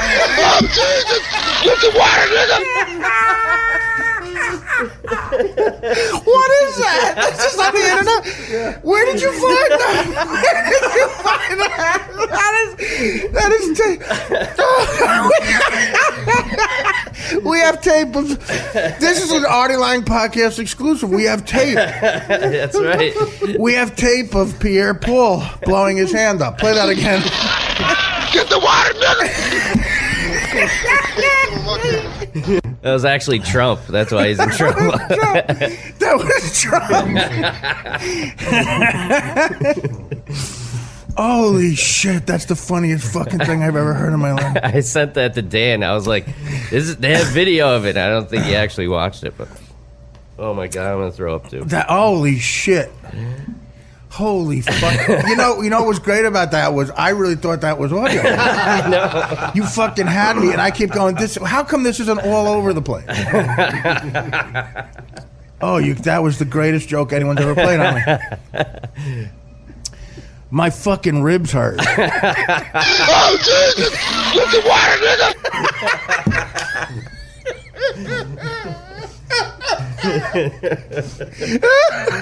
That's this one that guy was the guy. We should open that guy on the Hindenburg. If that guy saw the Hindenburg going down, like, the humanity, get the water. Bootleg Zeppelin. What you crazy? Get the water. That was my happiest moment ever. But as soon as Flippin' did it and I could see Artie getting serious, like, oh my goodness, this is... Oh. You thought it was really him. I thought it was him. Oh, he's going to laugh like crazy. I thought it was him. Where did you fucking find that? That should be, if you Google greatest piece of tape of all time, that should come up. I like the loud. L-A-W. Loud? Loud Jesus? Loud Jesus. It's like the Fred Sanford. Oh, I'm coming with you. I'm coming with you. Oh, Elizabeth. Get the water, Elizabeth. Elizabeth, get the water. I'm coming to see you, honey. I'll be the one with no hands and I'm 80 in my other hand. All right. I just like the look on your face when you actually figured out. Oh, no. Well, yeah. All right, you have to stop laughing. No, I know, but dude, that's one of those things where when you wake up in the morning, you just hope you laugh that hard. I know. Yeah. Oh my God. Bravo, man. Bravo. The bag's on you. The bag's on you. Paul Marcy has officially given me the greatest radio gift ever. He's given me the gift of laughter. That is so fucking great. Hey, it's Artie Lang. A lot of people listen to me on the Stern Show. One of their favorite things that we did over there was when we put a hidden microphone in Sal and Richard's office, and I came out to George Takei. I told him I was really homosexual, and George fell for it hook, line, and sinker. And it just, like this is going to do with the target of this creepy joke, it just proved how nice of a person George Takei was. George was so supportive, so sweet. And we let him wrestle with this information overnight. And the next day we played it and let the cat out of the bag that I was just kidding. But it was really compelling radio. And George couldn't have been cooler. So as you know, we're going up to the Montreal Comedy Festival, and Mike Bichetti is going to be the star of the show. They love him up there. And Mike is about as good as a friend gets. He really is. And this is going to prove that. I thought it'd be funny if we put a hidden microphone in my second bedroom, which is now Dan's office. And before the show today, I told Mike that he was going to have to swallow 2 balloons of heroin for me and shit them out when we got to Montreal. And in his hotel room, boil them in water and then give them to me, or I'd have a seizure. And have a seizure. And I told him my doctor told me this, and we had to hit him, Mike. And right after we did it, Mike was so cool and he was trembling. So as soon as this is about a 14-minute tape, but right after we did it, I had to say, Mike, it's a joke. I don't want to. I couldn't have him stirring with this information any longer because he's such a sweetheart and he was wrestling with it. But he fell for it not because he's stupid, because he's a sweetheart of a person. And we were discussing how to make him shit quicker. He asked for certain foods. And Mike, what are your thoughts on this, Mike? First of all, thank you for the greatest bit ever. But thank you for being a friend. What are your initial thoughts before we play the tape to start out and make the 100th episode very, very special? I thought I was gonna have a stroke because some of the stuff you tell me in there, because that would have been a bad. He's still going to, but not because of this. Well, yeah, you were. What were you thinking? No, I was. Did you have anger towards me for putting you in this position? No. I just didn't want to see you fail up. I would rather fail up than have you fail up. Well, listen. What I didn't get into, I believe the penalty is 35 years in Canadian jail. Well, I would have shitting out heroin. Well, no, the thing is that I'm a very loyal friend to family. Oh my God. Absolutely. With the exception of you using Twitter too much, I think the mafia would love you. No, I would have been a great man, but I wouldn't kill. I'd be a bookie. I wouldn't kill anybody, I don't think. You'd be, because of your incredible math skills, you'd be a bookie? I think you're up $5 or you're down $4 million. Well, listen, I forgot to the carry other a thing we have 7. to get to after this tape is Gino's rude behavior. Oh yeah, Stacey absolutely. And let me tell you something about him. Mike called Dan last night and wanted Gino's address, and there's 5 Gino addresses. By the way, just go to any open mic night and throw a rock, and Gino might be living with the comedian on stage. Go to any open mic night in the New York City area, and the comedian on stage might be charging Gino Bisconti rent.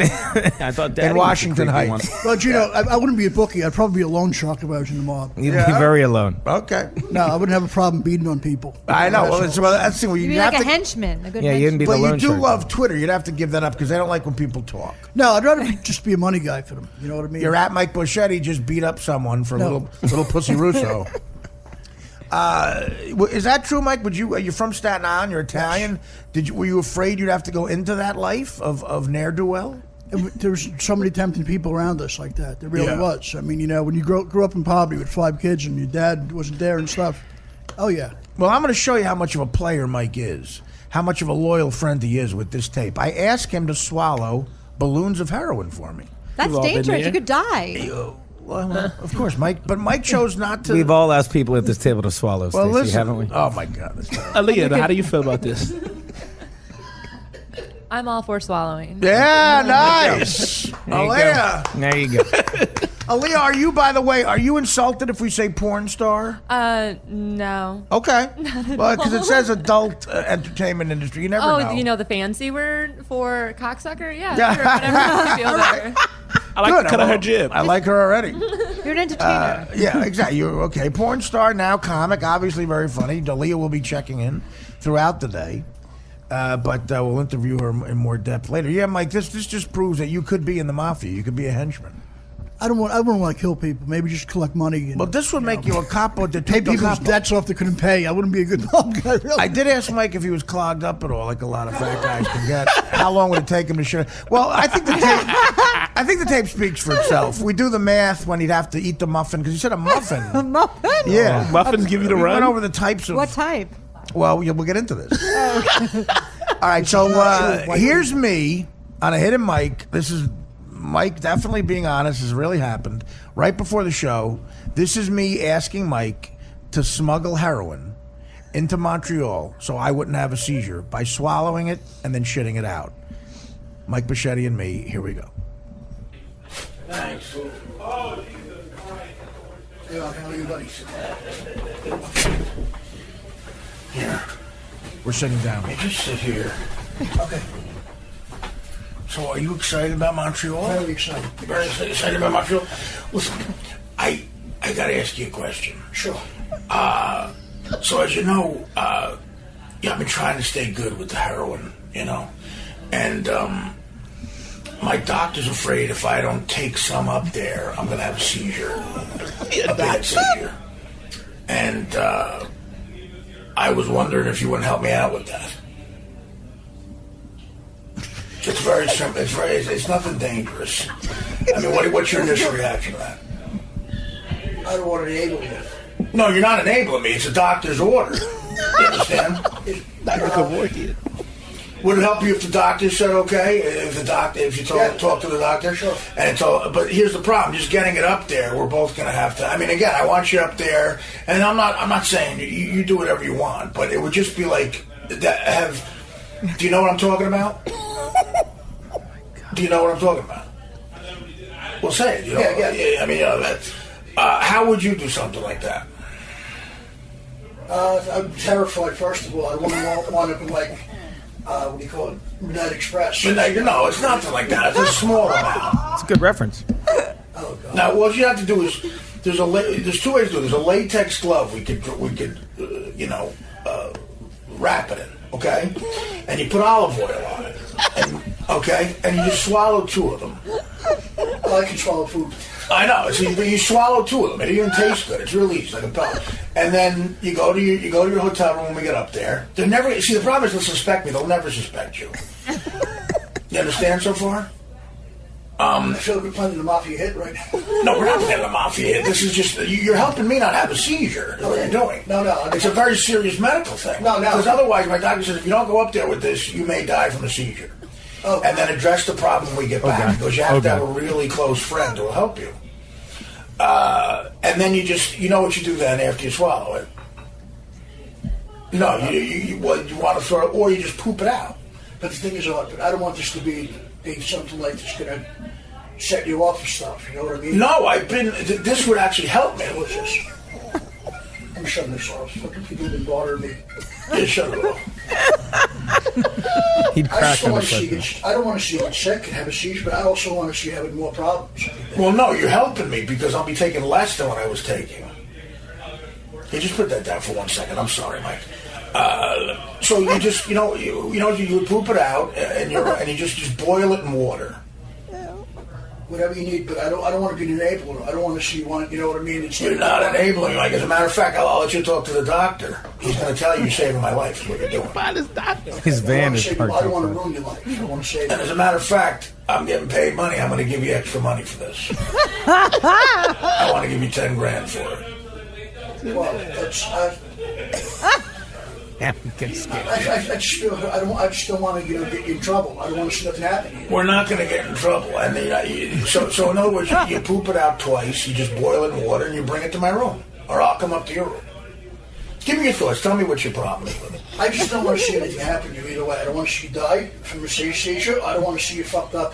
So up, you know what I mean? Right. Well, that's not going to happen. My aunt died at 12 years old. I was 12 years old. My aunt died of a heroin overdose at 33. Right, but this is she loaded into the ground. It's not a good thing. Right, of course not. But I'm not shooting it or anything. I'm just snorting a little bit to keep me straight.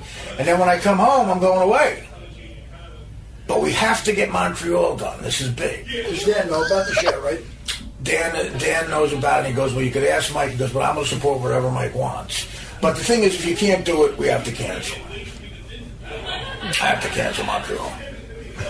Well, it's up to you. Whatever you need me to do, I'll do whatever you want. Are you willing to just swallow the 2 pills and just poop them out? I'll die for you if I have to. Well, you're not going to die. We'll never let you die. Whatever you need, as long as you don't. But if then if something bad happened, I would feel horrific. No, nothing bad is going to happen. Nothing bad is going to happen. Now, do you have any bowel problems right now? No. Like you go on a regular basis? I shit like a whole racehorse. Oh, okay. Well, so don't forget and flush them down the toilet. No. The first shit you take when you get off the plane. Well, when do you first take a shit? It could be. I got to eat some roughage. Roughage? No, roughage. So on the trip, I want to. You know what I'm going to do? You ever have kale? No, but I gotta have a muffin. A muffin helps you shit better? Oh, yeah. Like a greasy muffin? No, not greasy, like a pistachio. So here's what we're going to do. You're going to come here early, and I'll have the 2 pellets set. And we'll do it just me and you in private. Danny will be involved. And we'll put olive oil on it. And you swallow it. It's like swallowing it. Before anything goes, I'm going to talk to a doctor. I want to see this guy. Oh, sure. No, I'll let you talk to the doctor. What doctor? But I want you to get a full examination, too, because I want to make sure your body can take it. But it's nothing. It's just like swallowing a pellet. And then you poop it out. Now, so you don't think you'll have problems with this? As long as you're okay. That's the bottom line. Your safety is more important than mine. No, it's not. Your safety is more important. Like, Mike, you're a better human being than I am. Remember that. But I'm trying to help the both of us out. Do you know this opportunity we have up there? They asked for you. I know. They asked for you because they think you're hilarious on the show. They never. And I'm trying to get you a spot up there doing stand-up, but you just have to poop out heroin. I will. But the thing is, like, if something, if you start having a problem with it again, I feel like you. But I already have a problem with it. In other words, I can't stop long enough to go to Montreal. So, but the doctor said, he goes, you're going to help yourself out. I'm not. He's going to prescribe less. Would this be like methadone, like that? That's what it is. It's heroin. It's street heroin. But it's black. It's brown. It's strong. It's good stuff. But it's going to keep me from having a seizure. Now, when you poop out the one, do you think it'll take 2 poops to get both of them? My poop's extra large. Right, but do you think you'll poop out both in one? Probably. Now, would you need to eat extra, you think? No, I work out all the time, so I got a regular bowel movement. When do you usually poop? Say we have an 8 a.m. What's the best time flight-wise? Say we have an 8 a.m. flight. Maybe, how long does it take to get there? 1 hour. Montreal's short. It's like Toronto. I thought it was like... It's about an hour and 5 minutes. That's it. It's like going to Chicago. Well, no, I know. Even shorter than Chicago. So no, wait, let me ask you. So say you poop. We have an 8 a.m. flight. I give you the 2 heroin pellet balloons at 7. When would you poop them out, you think? How long? When would you have to take them out? Because you don't want to poop on a plane. I feel guilty about this too. You're helping me, Mike. When would you poop? So in other words, how long after you eat the muffin would you poop out the heroin? Maybe an hour or 2 later. Okay, so why don't you bring the muffin on the plane? Is there a specific? Because we're not going to have muffin. A specific kind of muffin that makes. Stop at Starbucks. Okay, what kind of muffin at Starbucks? What do you call it? Maybe banana bread even. So what helps you poop the best? Oh, salads definitely do. So you want to get? Why don't we do this? Why don't we bring on the plane a salad and a banana bread muffin, or banana muffin or something? And you'll take the heroin pellets right before we leave for the airport, and then you eat a half an hour into the flight. You eat the muffin and salad, and then when we get to the hotel, you poop it out. I feel sad about this in a way, too. Well, it's a sad thing that I've gotten myself into, but you're helping. And then, Mike, after it's done, we have a great trip, and I come home and I get out. Great time. I want to talk to the doctor. We'll talk to the doctor. I just don't want to like with Elvis Presley's doctor, fucking idiot. Like, you know what I mean? Well, no, Elvis Presley didn't have that. He had scumbags. This guy's a real deal. This guy's This guy's a real deal. He lets me do heroin. The problem is customs. They're not going to take, they're not going to take X-rays or anything. I'm not a selfish guy because you know I love you. I would do anything for you. I just don't. Well, you don't want to be selfish. You want to be selfish, right? No. You want to help me? I'm going to help you, but I don't want to hurt you. This is a small favor. That's small. Don't you feel it's a small favor? 35 to life. Just eating and shitting. I'm asking you to do. No, it's not about that. It's about That's a great line. Just eating and shitting. You know, Mike, I'll never forget this. One time I needed money to gamble on the DirecTV show, and you said no, and it was because you love me. I'll never forget that. No, I wouldn't give you a penny. I feel bad about that. But this is different. This is physical illness. Talking about seizures that can kill me. I don't want it to lead to mental illness. No. I want to talk to Dr. Darwin before I do anything. I'm not gonna fuck around with you. Just say it out loud. Say you're willing to poop for me. I'm willing to take a shit for you. You're willing to shit out heroin for me. I will shit out heroin for you, and I will even shoot people up when you do. Well, I don't want you to shoot them up. But as a friend, so you're saying out loud what? As a friend, I will fucking shit heroin for you. as a friend, you will shit heroin. But the thing is, this is not. My heart is telling me not to do this in a way because. Now, do you know how to boil it? Boil it. Just got to make sure no water gets into the heroin. No. But the thing is, I feel horrific about this because I don't want to just. You know what I mean? It's an addiction. I know that I already have, but Mike, I mean, what you just said, I'm going to think about that forever. That's what a friend. Say that again. What a friend. I'm going to think what a friend you are because I'm going to talk to your doctor. Yes. If I don't like something your idiot says. Okay. I don't give a fuck about the festival. You're much more friendly. Okay, but say what you just said again. That's the most impressive thing. What's that? That you would shit out. I would shit out heroin for you. It's a DeBarge song. Right? The bottom line is, the most important thing is, I really don't give a shit. You're much more of a friend than any fucking festival. Right. You know what I mean? Right. If it's going to fuck you up, I'm not going to do this. All right, Mike. All right. I have my number answer. one. You know what? I have my answer. You're willing to shit out heroin. I would shoot people for you. You know that. I don't do that. Wow. What a friend. No, but the thing is, listen to me, right? Let's talk to the doctor tomorrow. When you talk to him tomorrow, and if I don't like something he says, I'm not going to do this. Okay. I'm not going to fucking... But if you like it... enable you, I'm not going to fuck you up like this. But if you like it, what will you do? I really got to see what he said. If you like what he said and you're satisfied, what will you... Friendships are forever. You're much more valuable than some damn ass festival is. You know what I mean? But this is for the both of us, Mike. This could help our careers. I want to help your life more. This could help your mom. This could help you. Like you're gonna go up there and kill. This could help your family. And all you have to do is shit out heroin. No. Let me tell you something. Shitting out heroin. No. You can do that on your guy ass. in the garden that fucking enable you. You're not enabling me. You're not enabling me. I'd rather fucking die myself than enable you. You're not. I would never let that happen. I'm going to help.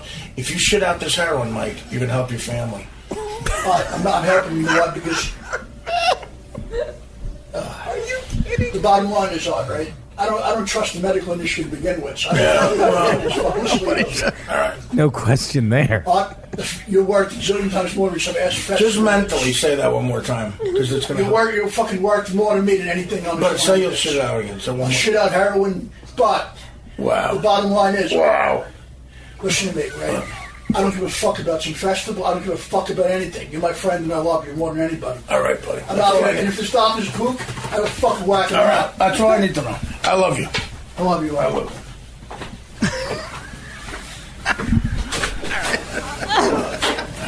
Yeah, Mike. I love it, Mike. Give it up. What a friend. That was actually pretty good. That was good. Loyalty, thy name is Mike Boschetti. What a friend, man. I'm still shaken up. I really am. Oh, that's funny. Oh my. Well, excited to meet was probably Lawrence Taylor, because I'm a big football fan, big Giant fan. I'm meeting him, and he covered all. I'm also a big cocaine fan. So getting to meet Lawrence, he covered both aspects of that for me, and he was great.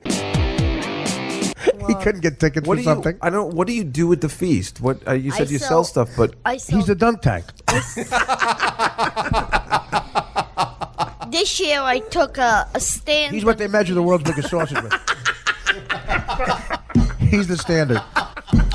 Is the sausage bigger than Mario Bosco this year? I'm sorry. Sorry, man. You're upset. So this year I decided to take a stand in the feast. Take a stand. And take a stand or physically take a stand? And I ended up losing about 3,000. No, but wait a minute. You didn't explain. But what'd you bet on? Oh, take a stand. You mean you had a stand in the take a stand against racism? But what do you? That's what I thought he meant. That's what I thought too. What are you talking about? But what do you sell at the stand? Bullshit. I have cookies, candy, like, do you chocolate. make it, or do you have like a deal with? No, I buy my wholesale. Now, do you put the razor blade in yourself, or you have a friend? No, come on. Where do you get the Anthrax from? I get the cookies. You should put an Anthrax album in there. You made a cake with an Anthrax CD. Could you be arrested for that? Let's try. Now, you should put a tape in the cake of you talking for 4 hours. And see if the suicide rate goes up. No, I'm serious. We know you are. If this was you joking, I'd say don't get the comedy even more. Of course, Mario wrote an act, though. You and Vinnie Monroy wrote some jokes. Did you and Vinnie Monroy write any jokes? Yeah. Let's hear them. Do your act. Oh, great. Mario wanted me to put him on Caroline's with this act. Do you think I did him a favor? That's the question here. Did you put him on? No, because I saw the act. I said, Mario, I put him on at the Borgata, and for a minute and 34 seconds, the audience was like... They were not. They were laughing. No, they weren't laughing.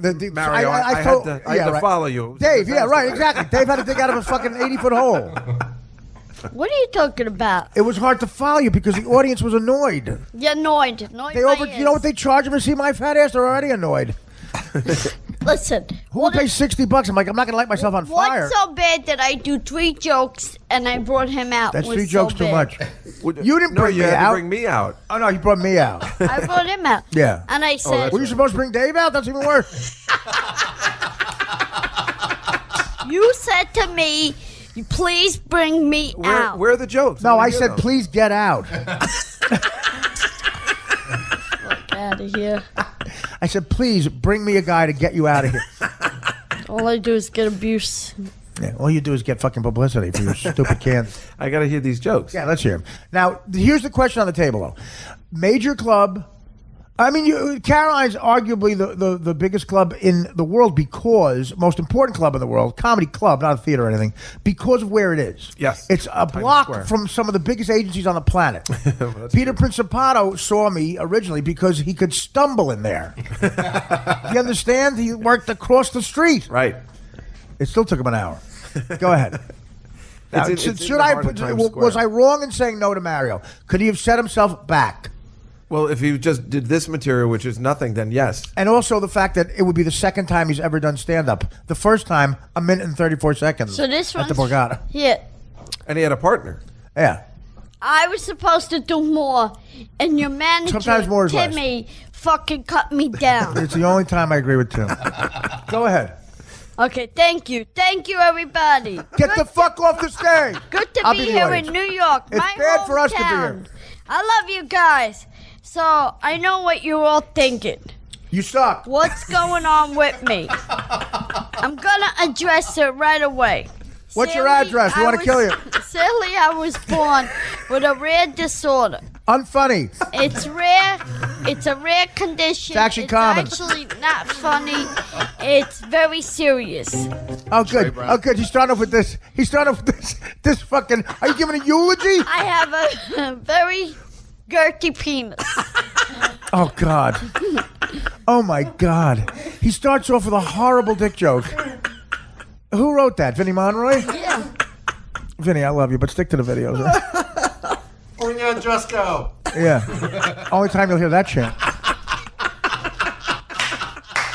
Here's the chant. We actually want Jusco. We actually want Jusco.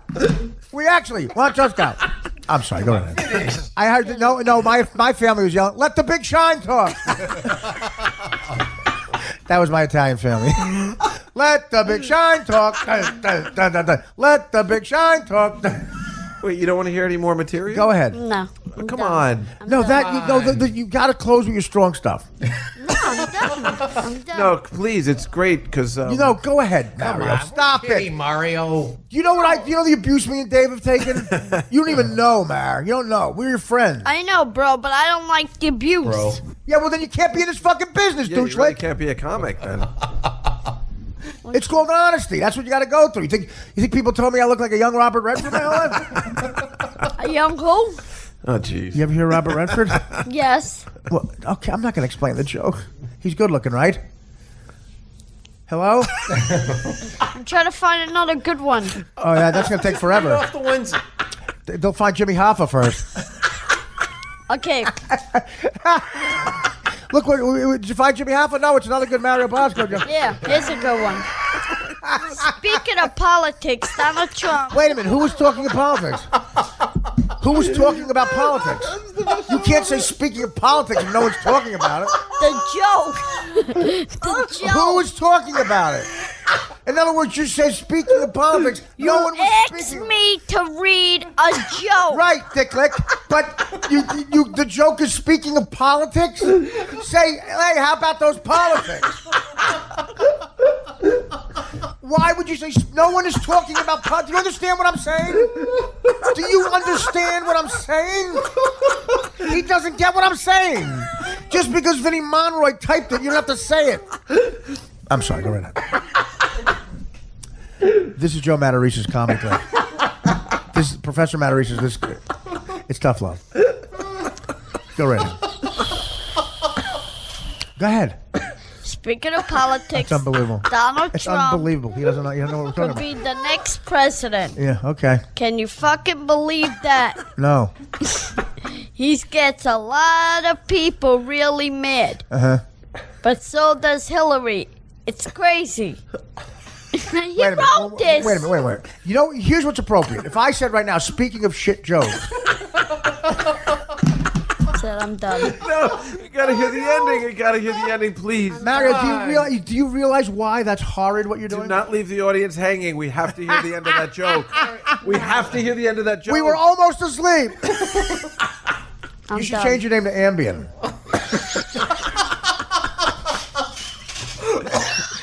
And now, Mario Ambien. Do you get that joke? Speaking of jokes to put you to sleep. Let me write you jokes. Why are you letting Vinnie Monroe? I'll write you jokes. I've asked you to a bunch of times. And what do I say? And you What said do I no. say? I got to write my own jokes. Right. You can't write. So why are you a writer? You can't do comedy. So why are you a comedian? You can't expect other people to do shit for you, Mario. I'm giving you tough love you should have got All 50 years ago. I want Artie was somebody to write me a few jokes to start me Well, off. Vinny did it, and what happened? You didn't like him. You're poorer than you were before. It cost you money. No one likes them, Mario. That's the point. Well, then why didn't you write me a Because you couple got of to do it jokes? yourself. If you can't be in comedy. Guess what? It's tough love. Go right ahead. Let's hear the other one. Maybe it's good. Well, let's Did Jimmy hear Mandrini write the it? end of that one, though. Did you write it? No, go ahead. You don't want to hear the end of the one we just heard? How about? We I never do heard want to hear the ending. ending. We never Go heard ahead. the ending. He makes Donald Trump makes a lot of people mad. Done. But no, Where you going? I'm done. This was what we had to do to make this happen. Oh, come on, Mario. You're unbelievable, Mario. You're unbelievable. Who's going to pay for the Uber? Mario. Mario, Danny, go get him. Come on. Physically restrain him if you have him. Mario, come on. Dan, don't touch him. How great would it be if Dan goes to jail for molesting? You know what? Actually, Mario might be connected. We should fucking apologize. That's right. Let's take a break. Let's take a break. This is Dan Filato. Bring the show to a screeching halt moment. Brought to you by Budweiser. I like to call myself the difference. I saw the fucking Ashton Kutcher thing on the Walter Payton. There's a 30 for 30 about Walter Payton, who I love. Did that just come out? It's been around a couple of years. Haven't seen. There's one celebrity who gets interviewed in it is Ashton Kutcher. Ashton Kutcher grew up, I guess, in Iowa or something close to Chicago. He was a Bears fan. He loves Walter Payton. And Walter Payton's nickname was Sweetness, you know, and he had it written on his headband. So out of nowhere, I'm enjoying it. They're talking to Ditka, and out of nowhere, Ashton Kutcher's face comes on the fucking screen. And I'm like, did the channel change? You're punked. Did the channel change for some reason? And he goes like this. He goes, yeah, I'm a big fan of Walter Payton. He called himself Sweetness. I like to call myself the difference. Everyone knows my friends. I call myself the difference because I make a difference and stuff. It's kind of, I like to call myself the difference. you know, and it's kind of a cocky thing, but I would never write it on a sweatband. He was bad enough to write it on a sweatband. Like, who would want you to write something on the difference on a sweatband? When would that be appropriate? You're going to walk into the writer's room, that 70s show with a sweatband? The difference? Like, well, yeah. Did you think we thought you wore, like, you know, you're telling us you don't put the balls? How about the decency not to do that? How about the decency not to fucking tell me your nickname? When you make up a nickname for yourself that's flattering, you're an asshole. You might as well make up the nickname. You just cut to the chase. Just you know, when he gets to DIF and difference, just cross out and just write asshole Or douche. Come on, he made up the difference. He already stated what the difference. So you know the John Facenda voice with Walter Payton. You know, Walter Payton ran like, you know, the Bears were down by 30 points. So I started doing that with Ashton Kutcher, like, the movie Dude, Where's My Car was stalling. It was supposed to be a one-man vehicle. When the producer said, we need a second man who can be romantic and funny. That was the difference. That's when they cast Ashton Kutcher. The difference. From the time Ashton Kutcher got on the set of Dude, Where's My Car, it became a comedy classic. A comedy that was stalling and destined for obscurity. What was the difference? Ashton Kutcher. That was the difference. The movie about Steve Jobs was stalling. Michael Fassbender said, no, I'm waiting for a good script. That's when they said, who would be willing to do a shitty script for money? Who'd be dumb enough to think the script is good and tell everybody the script is good? Who'd be dumb enough to think he's good in a bad scripted movie about Steve Jobs? Who's cocky enough to think he's actually Steve Jobs of the TV world? The difference. That's when we called Ashton Kutcher's agents and said, is the difference available? And they said no. He's not available. He's doing another film. And they told the film. They described the film, and we said, well, this film's shit too. And that's when we said, what's the difference? The difference was $5 million. That's when we called the difference. And he walked off that other film. He then proceeded to do the worst portrayal of another human being in the history of motion picture. That 70s show had only 6 cast members. Mila Kunis said, we need somebody else. That's when the difference screen test. I'd like to call myself the difference. Demi Moore was single and lonely. She had $5 billion in the bank. She was smoking synthetic weed by the barrels. The children were getting older and rowdy. That's when Bruce Willis said, you need something that's going to make a difference. That night it was Karma. She went out to La Dome to eat on Sunset Boulevard, and someone walked over and said, hello, I'm the difference. As if God sent him from above. Demi Moore, 3 weeks later, married Ashton Kutcher. The haters said, he's marrying you because you're rich. It'll make him more famous. She said, no, I think he loves me. 2 years later, he left her. Her bank account was $5 billion. It was now $2 billion.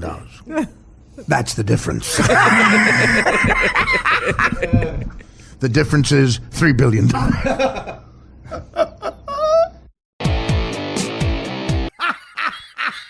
The name of the ice cream was Cock Robin. It's coming from the guy who lives in the area where Friendly's is the big ice cream. Again, that's a horrible. You're not making nobody. Friendly's is just as bad. Dan, the word cock is in the title. You know who Rick Steves is? No. We can't get into it. It's so good. I can't get into the story because it's so good. I will go down that tangent and spend hours, and I won't get out of it. It's such odd. Oh man, I'll look him up. It's such odd human behavior. Okay, there's a guy named Rick Steves. Okay. Who Dan is such a fan of. Okay. I mean, such a fan of that he can't. This geek guy? Okay. He can't be in the same room as him. He was in the same room as him one time, and he got the sweats. He got the sweats, and he shook. That's him. And he couldn't be right there to corroborate this. Right? Yes. You got the sweats. He's a television personality focusing on European travel. Right.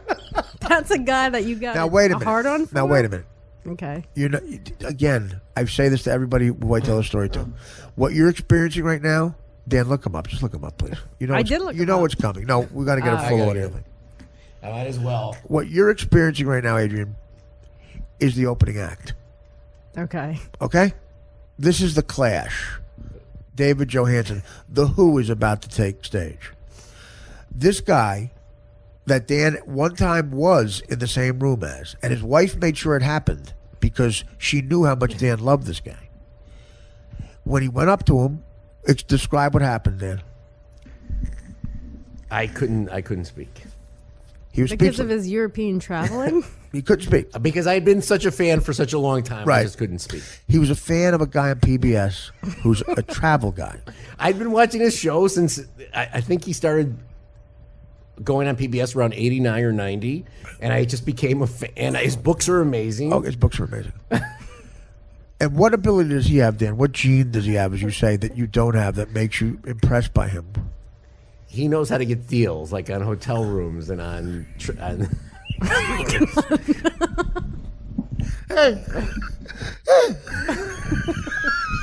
I can't. Every time this comes up, I can't not talk about it. Did he ever tell you how to get a hotel?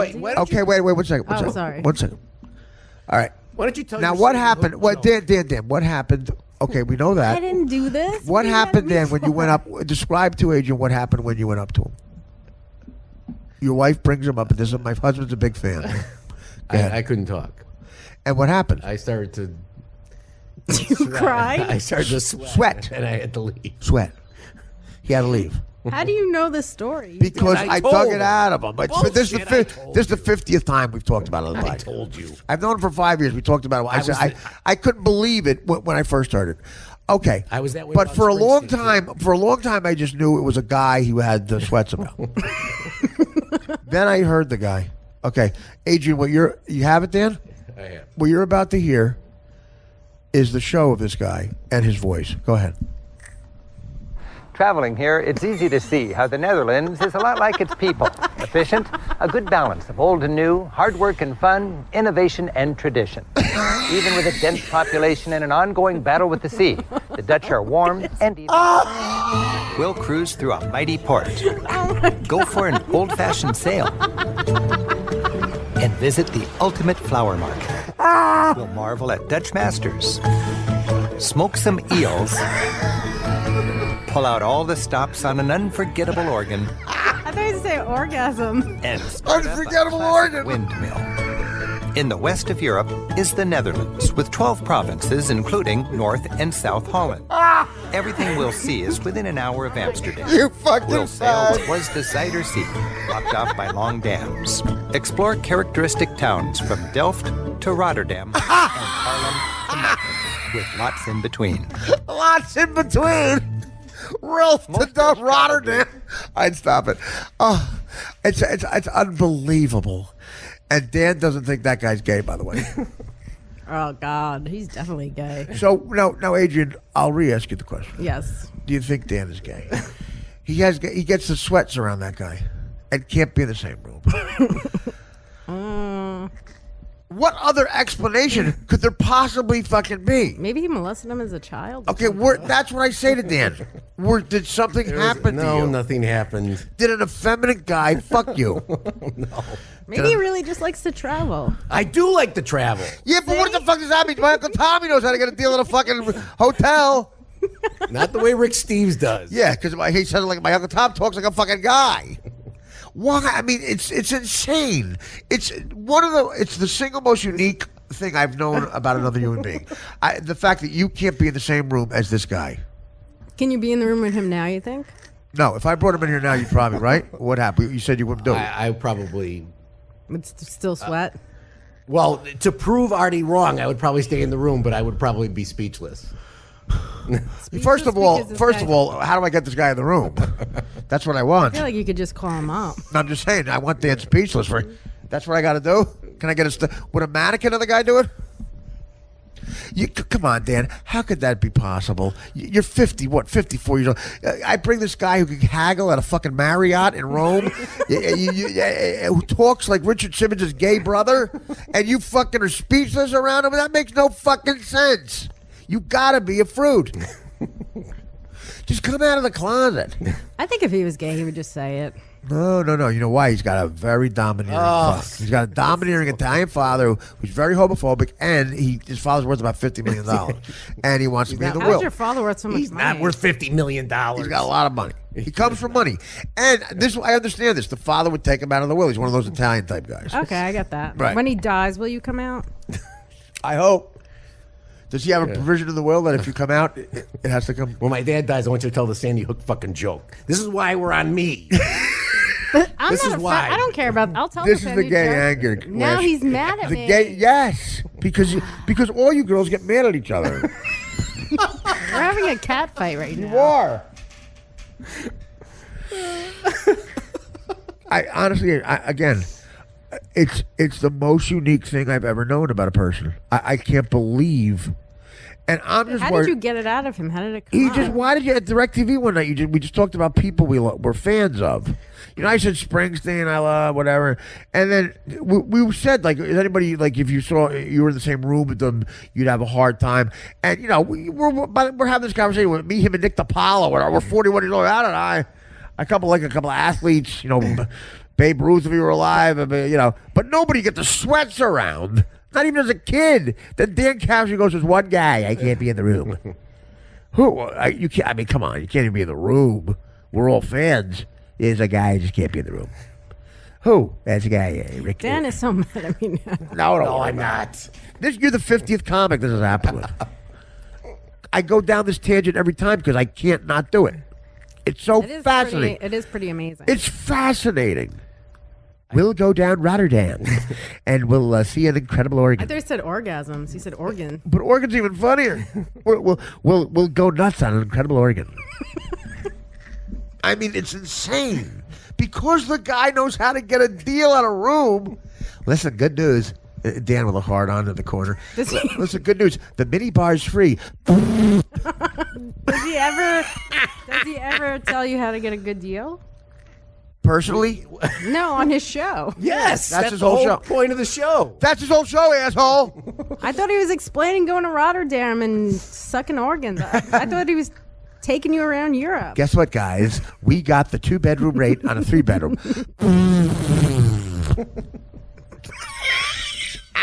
Dan's in the corner whacking it. Well, wait till he hears this. Wait till he hears that we've got free maid service Friday. Oh my God. Oh my God. And your wife's like, I'm sorry, Mr. Steves. This is so embarrassing. He never does this. He never sweats. He never does this with a woman. When we met Carmen Electra, he was fine. Is there any female that you get this? I told you. Like who? Oh, wait a minute. This is the best. No. Who is it? Julia Binoche. Who's?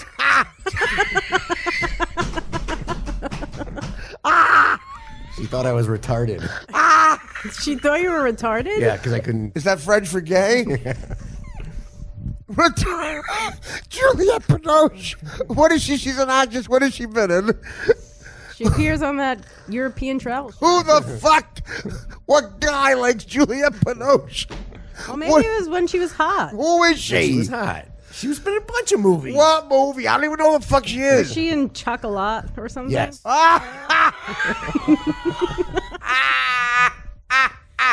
She's cute. She was in Chocolat. When me and my buddies play softball with get together, that's the movie we quote. Caddyshack and Chocolat. But she lives in France, so she's probably in that Europe show. She lives in France. Or she's from there. Dan, that is crazy.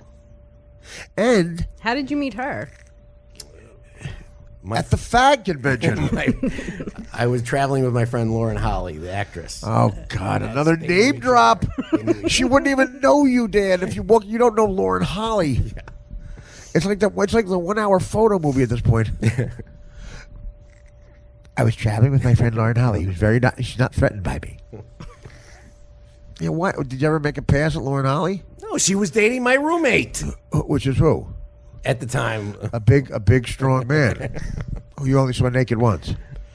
Tell Adrian what dogs you have at home. I like dogs. Okay, but of course you're a woman. All right. Tell Adrian you have 5 dogs, right? I married into 5 Brussels Griffons.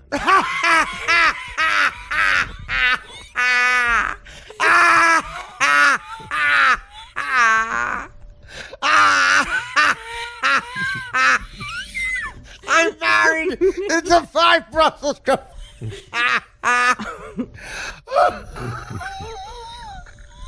Aren't those the dogs from the Jack Nicholson movie? That the gay guy had? Yeah. I married. They were there before. What the fuck ever? They were there before I got. Okay, Dan. Wait, are they still at your house? A couple passed away, unfortunately. Dan. How come they didn't go with your wife? Huh? How come they didn't go with your wife? They did. Oh, okay. They're in the house. Your wife's in the house too? Yeah. Oh, that's why he's here with you. Wait a minute. Dan, your favorite Brussels Griffon, what's the name? Tippy was one. Tippy. Then Walter. Oh. They're cute dogs, though. You're a chick, Adrian. I mean, they're still cute. I said it was me and 3 other guys on the way up to a gig, just men in the car. And I was goofing on Dan, and I said Brussels Griffin, and he got all mad. He goes, fuck you, it's Griffon. I did not say fuck you. I would never say No, fuck you corrected me. It's like Juliette Binoche. Whatever Yeah. her name is. Griffon Juliette Binoche. Griffon. Binoche. And then we went to, and you know who went to go see Kathy Griffon? Dan, that is like, you're the gayest straight guy ever. I guarantee you're the only guy who has 5 Brussels Griffons, gets the sweats around Rick Steves, and likes the movie Chocolat. I didn't like who the doesn't movie suck He thought cock. Chocolat was shitty. Right. You did? He did. Why? What was wrong with it? I just thought it was What stupid. happened to Julia? She took her clothes You off. thought it was stupid? Yeah. What's the premise in that? What is the premise? I don't know. She opens a chocolate Yeah, factory in, like Willy Wonka Germany or or something. something. It was Well, that's what your wife does, though. Yeah. Well, she did. Yeah. His wife's a chocolatier. It's all coming together now. Yeah, no kidding. I think Dan. Listen. In all seriousness, I feel sorry for Dan. He's living a life. It's so hard. It must be so hard to do that. And I told him I'm fine with it. Like I don't give a shit what my Italian buddies think. I don't care. I'll defend it. You have to deal with it on your end. Your father. He's just got to wait for his dad to be dead. Oh, that's nice. So you can come out. But you're mad at My him dad's for. very alive. Yeah, I know. But hey, something could happen. Something could happen. His son could jerk off to Rick Steves and come near the ladder. Oh God. Dad, I came on your ladder. Oh God. I couldn't imagine. I have Italian uncles like that where if I, told them I like Julia Binoche. She's actually cute. Yeah, I know, but it's She's just, not like the hot. She shouldn't be number But I'm one. saying, right, exactly. When guys get together, they don't talk about Julia. I didn't talk about her. You talk about her constantly. No, I don't. What about your friend Lerner?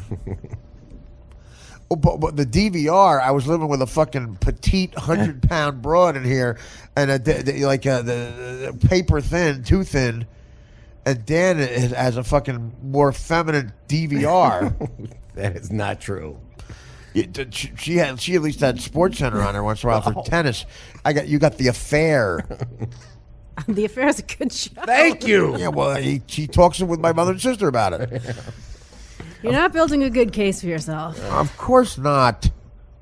And then Vanderpump Rules you watch. I do not. I do I not. don't even I know never what that watched is. the show. Vanderpump Rules. Never. Dan, or did you say, I'm sorry, maybe I mispronounced it. You said the Vanderpump Rules. What is it? It sounds like a porn. It's a fucking reality show that Dan watches. Yeah, I do and not watch DVRs. And you got to see how Dan sits, the way he runs. Why are you watching him run? Because we were both Thank you. we were walking down the street in Manhattan, and Dan has to do everything efficient. He won't jaywalk, and then like if I jaywalk, he gets very frustrated, and he tries to get across the street before me to make sure everything's fine or something. Like he thinks I'm going to die, and he runs in front of me, and it looks like Julie Andrews or something with his backpack. And those fluorescent yellow European sneakers that just say, I'll fuck you for yellow sneakers. I'll fuck you for water.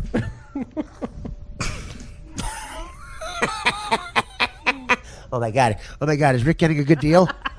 Is Rick getting a good deal? You are reading the paper before you come in here the next time. We could talk about stuff. Tell me about something. I'll chime in. Do not tell me Rick got a continental breakfast for Thursday.